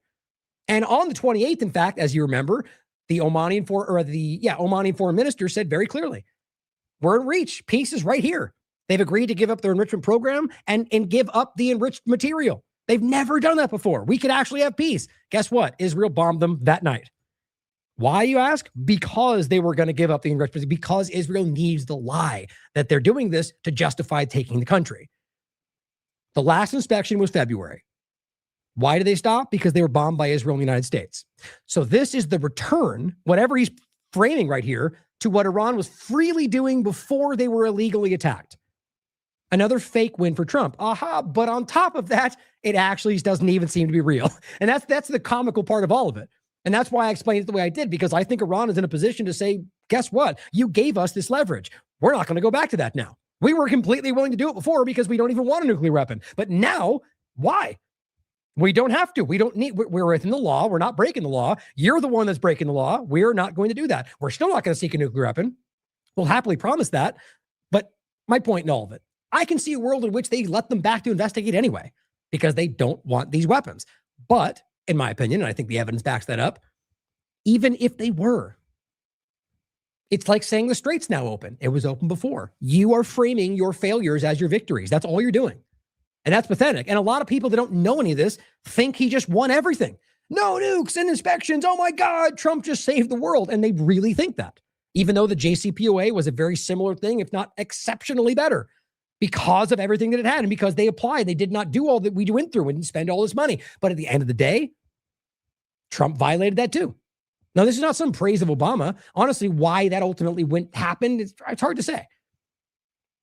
The reality of Trump breaking the JCPOA was because of Israel driving him to do so, because they claimed they were seeking nukes. They were not, and they complied with it even after Trump left. And then on top of that, as I've shown many times, the argument of 60% to 1,000 pounds is also within their agreement. The agreement they maintained well after Trump violated the JCPOA and made it defunct. And that is what they then lied about with Witkoff and said, oh my God, they lied and said, oh, they had this secret material. Nope. As I've shown 1,000 times within their own document, it says very clearly that it is within their agreement, within the safeguard, in accordance with their comprehensive safeguard agreement, 60%. Now, the only reason that happened is because they were allowed to enrich it like anyone is, and they had been increasing it because Trump had broken that deal. Now, overall, the same point you made is whether they can increase that to 90%, which we needed beyond that to make the material needed to make the bomb. They don't have the enrichment facility to do that right now, which has been verified. And so, and the material they claim is obliterated and bombed, it's dust or whatever. Like all these ridiculous arguments, all of their own arguments prove to you that they're not doing what they claim. But even if they were, it's within their safeguard agreements. And the 60% showed they actually still have that access to it. And it wasn't obliterated. It would take a long time to reach the actual point. If you ask anybody, ask nuclear scientists, ask the conversation, like who was just talking about that?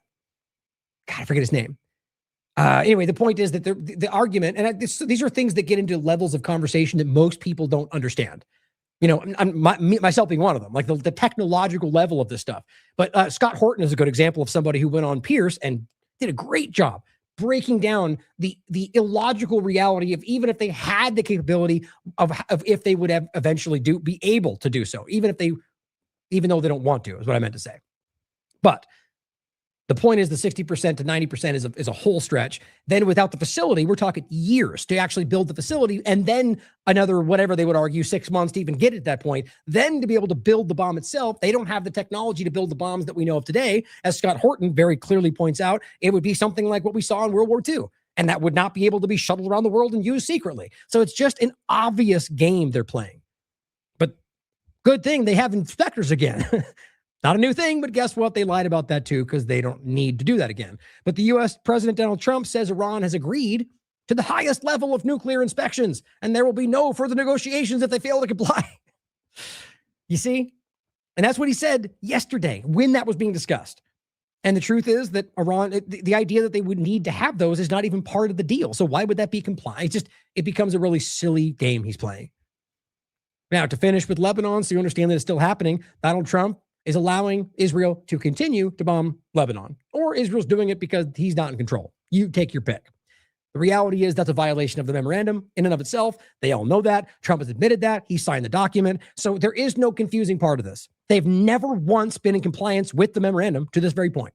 And that's why when they somehow met last time, or somewhat met, what'd they say? Well, we're not even getting close to talking about the nuclear conversation, even though we're in this supposed 60 days, because you have yet to comply.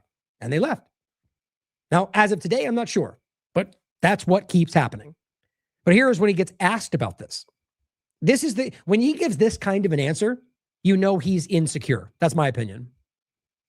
Hey, here's another beauty. What's this one? Well, here's a real beauty. Go ahead. He starts out by making fun of him. Oh, look at this guy, this real beauty. Right, real big tough guy with all of your big suits behind you. You know what I mean? Like the idea, oh, look at everybody laugh at this guy. He's a dumb fake news guy. Well, they're all fake news. All of them in front of you. Left, right, corporate news, fake news, Fox News, your new media guy. Just funny to me, right? He does that to set the tone for people that blindly follow him. Oh, whatever he says next, we're supposed to ignore. Go ahead. That's what he's doing. Hey, here's another beauty. What's this one? Well, here's a real beauty. Early Go today, ahead. the Israeli Prime Minister Benjamin Netanyahu said his forces are not leaving Lebanon. Right. We all heard that. The whole world heard that. Ben Gvir said it. Smoker said it. Most of their military said it. The president said it. In Israel, Netanyahu publicly said it. We're not leaving. It's not on the table. The memorandum does not bind us. We're not a party to it, even though all of that's false. Everyone heard that because Netanyahu screamed it across every platform. Most mainstream news headlines talked about that. Here's his response. That is a sticking point. Who did he tell that to you?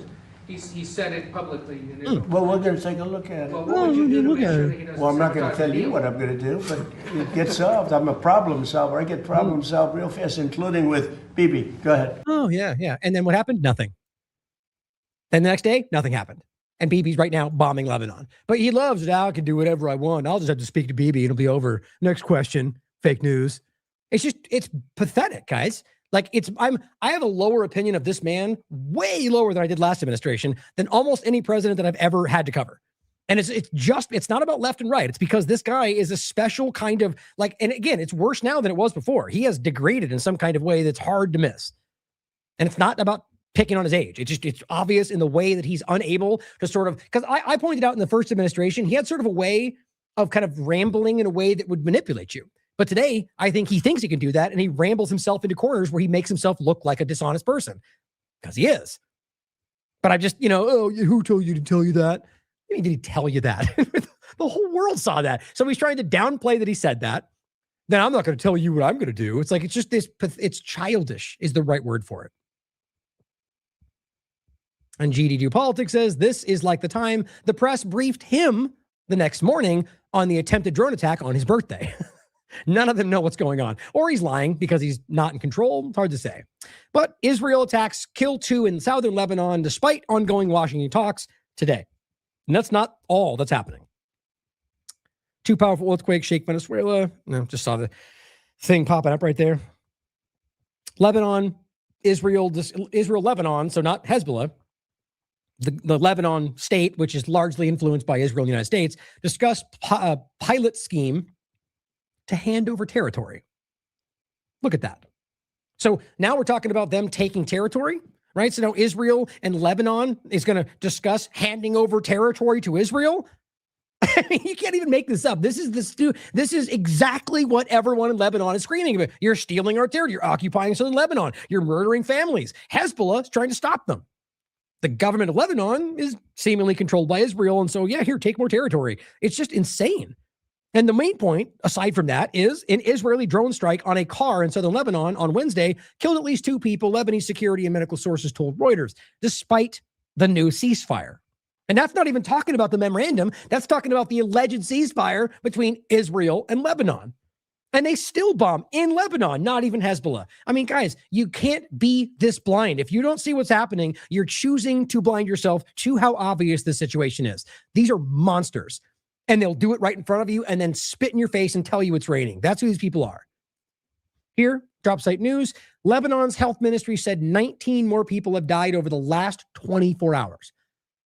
The wounds sustained in previous Israeli attacks, bringing the death toll since hostilities resumed in March 2nd to 4,211 killed, 12,000 wounded. You know, we've already gone through, the reality is that the UN has already broken down this in the beginning and just did it again about what they're doing in Gaza. This is the same tactic. They're using the same terms, the same outcomes, the same occupation. Everything's the same. It's just getting less coverage.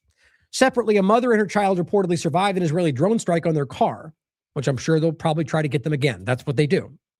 The health ministry also confirmed 2 people were killed on Wednesday in a separate drone attack on a different car. Israel's military has claimed responsibility for the strike. These are civilians. They just, to them, like we already showed you for Gaza, they're just all monsters. In their mind, every person in Lebanon is a terrorist, even though they pretend they're fighting for Lebanon, just like they pretend they're fighting for Gaza and fighting for Palestinians and then went on to kill every Palestinian. It's the same thing. I know you can see it. Hopefully we can do something about it. Hopefully.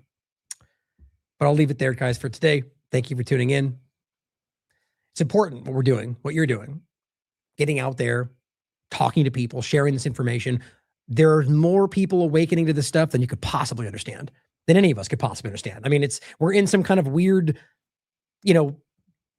technologically controlled bubble of information or algorithmically channeled areas, whatever it is.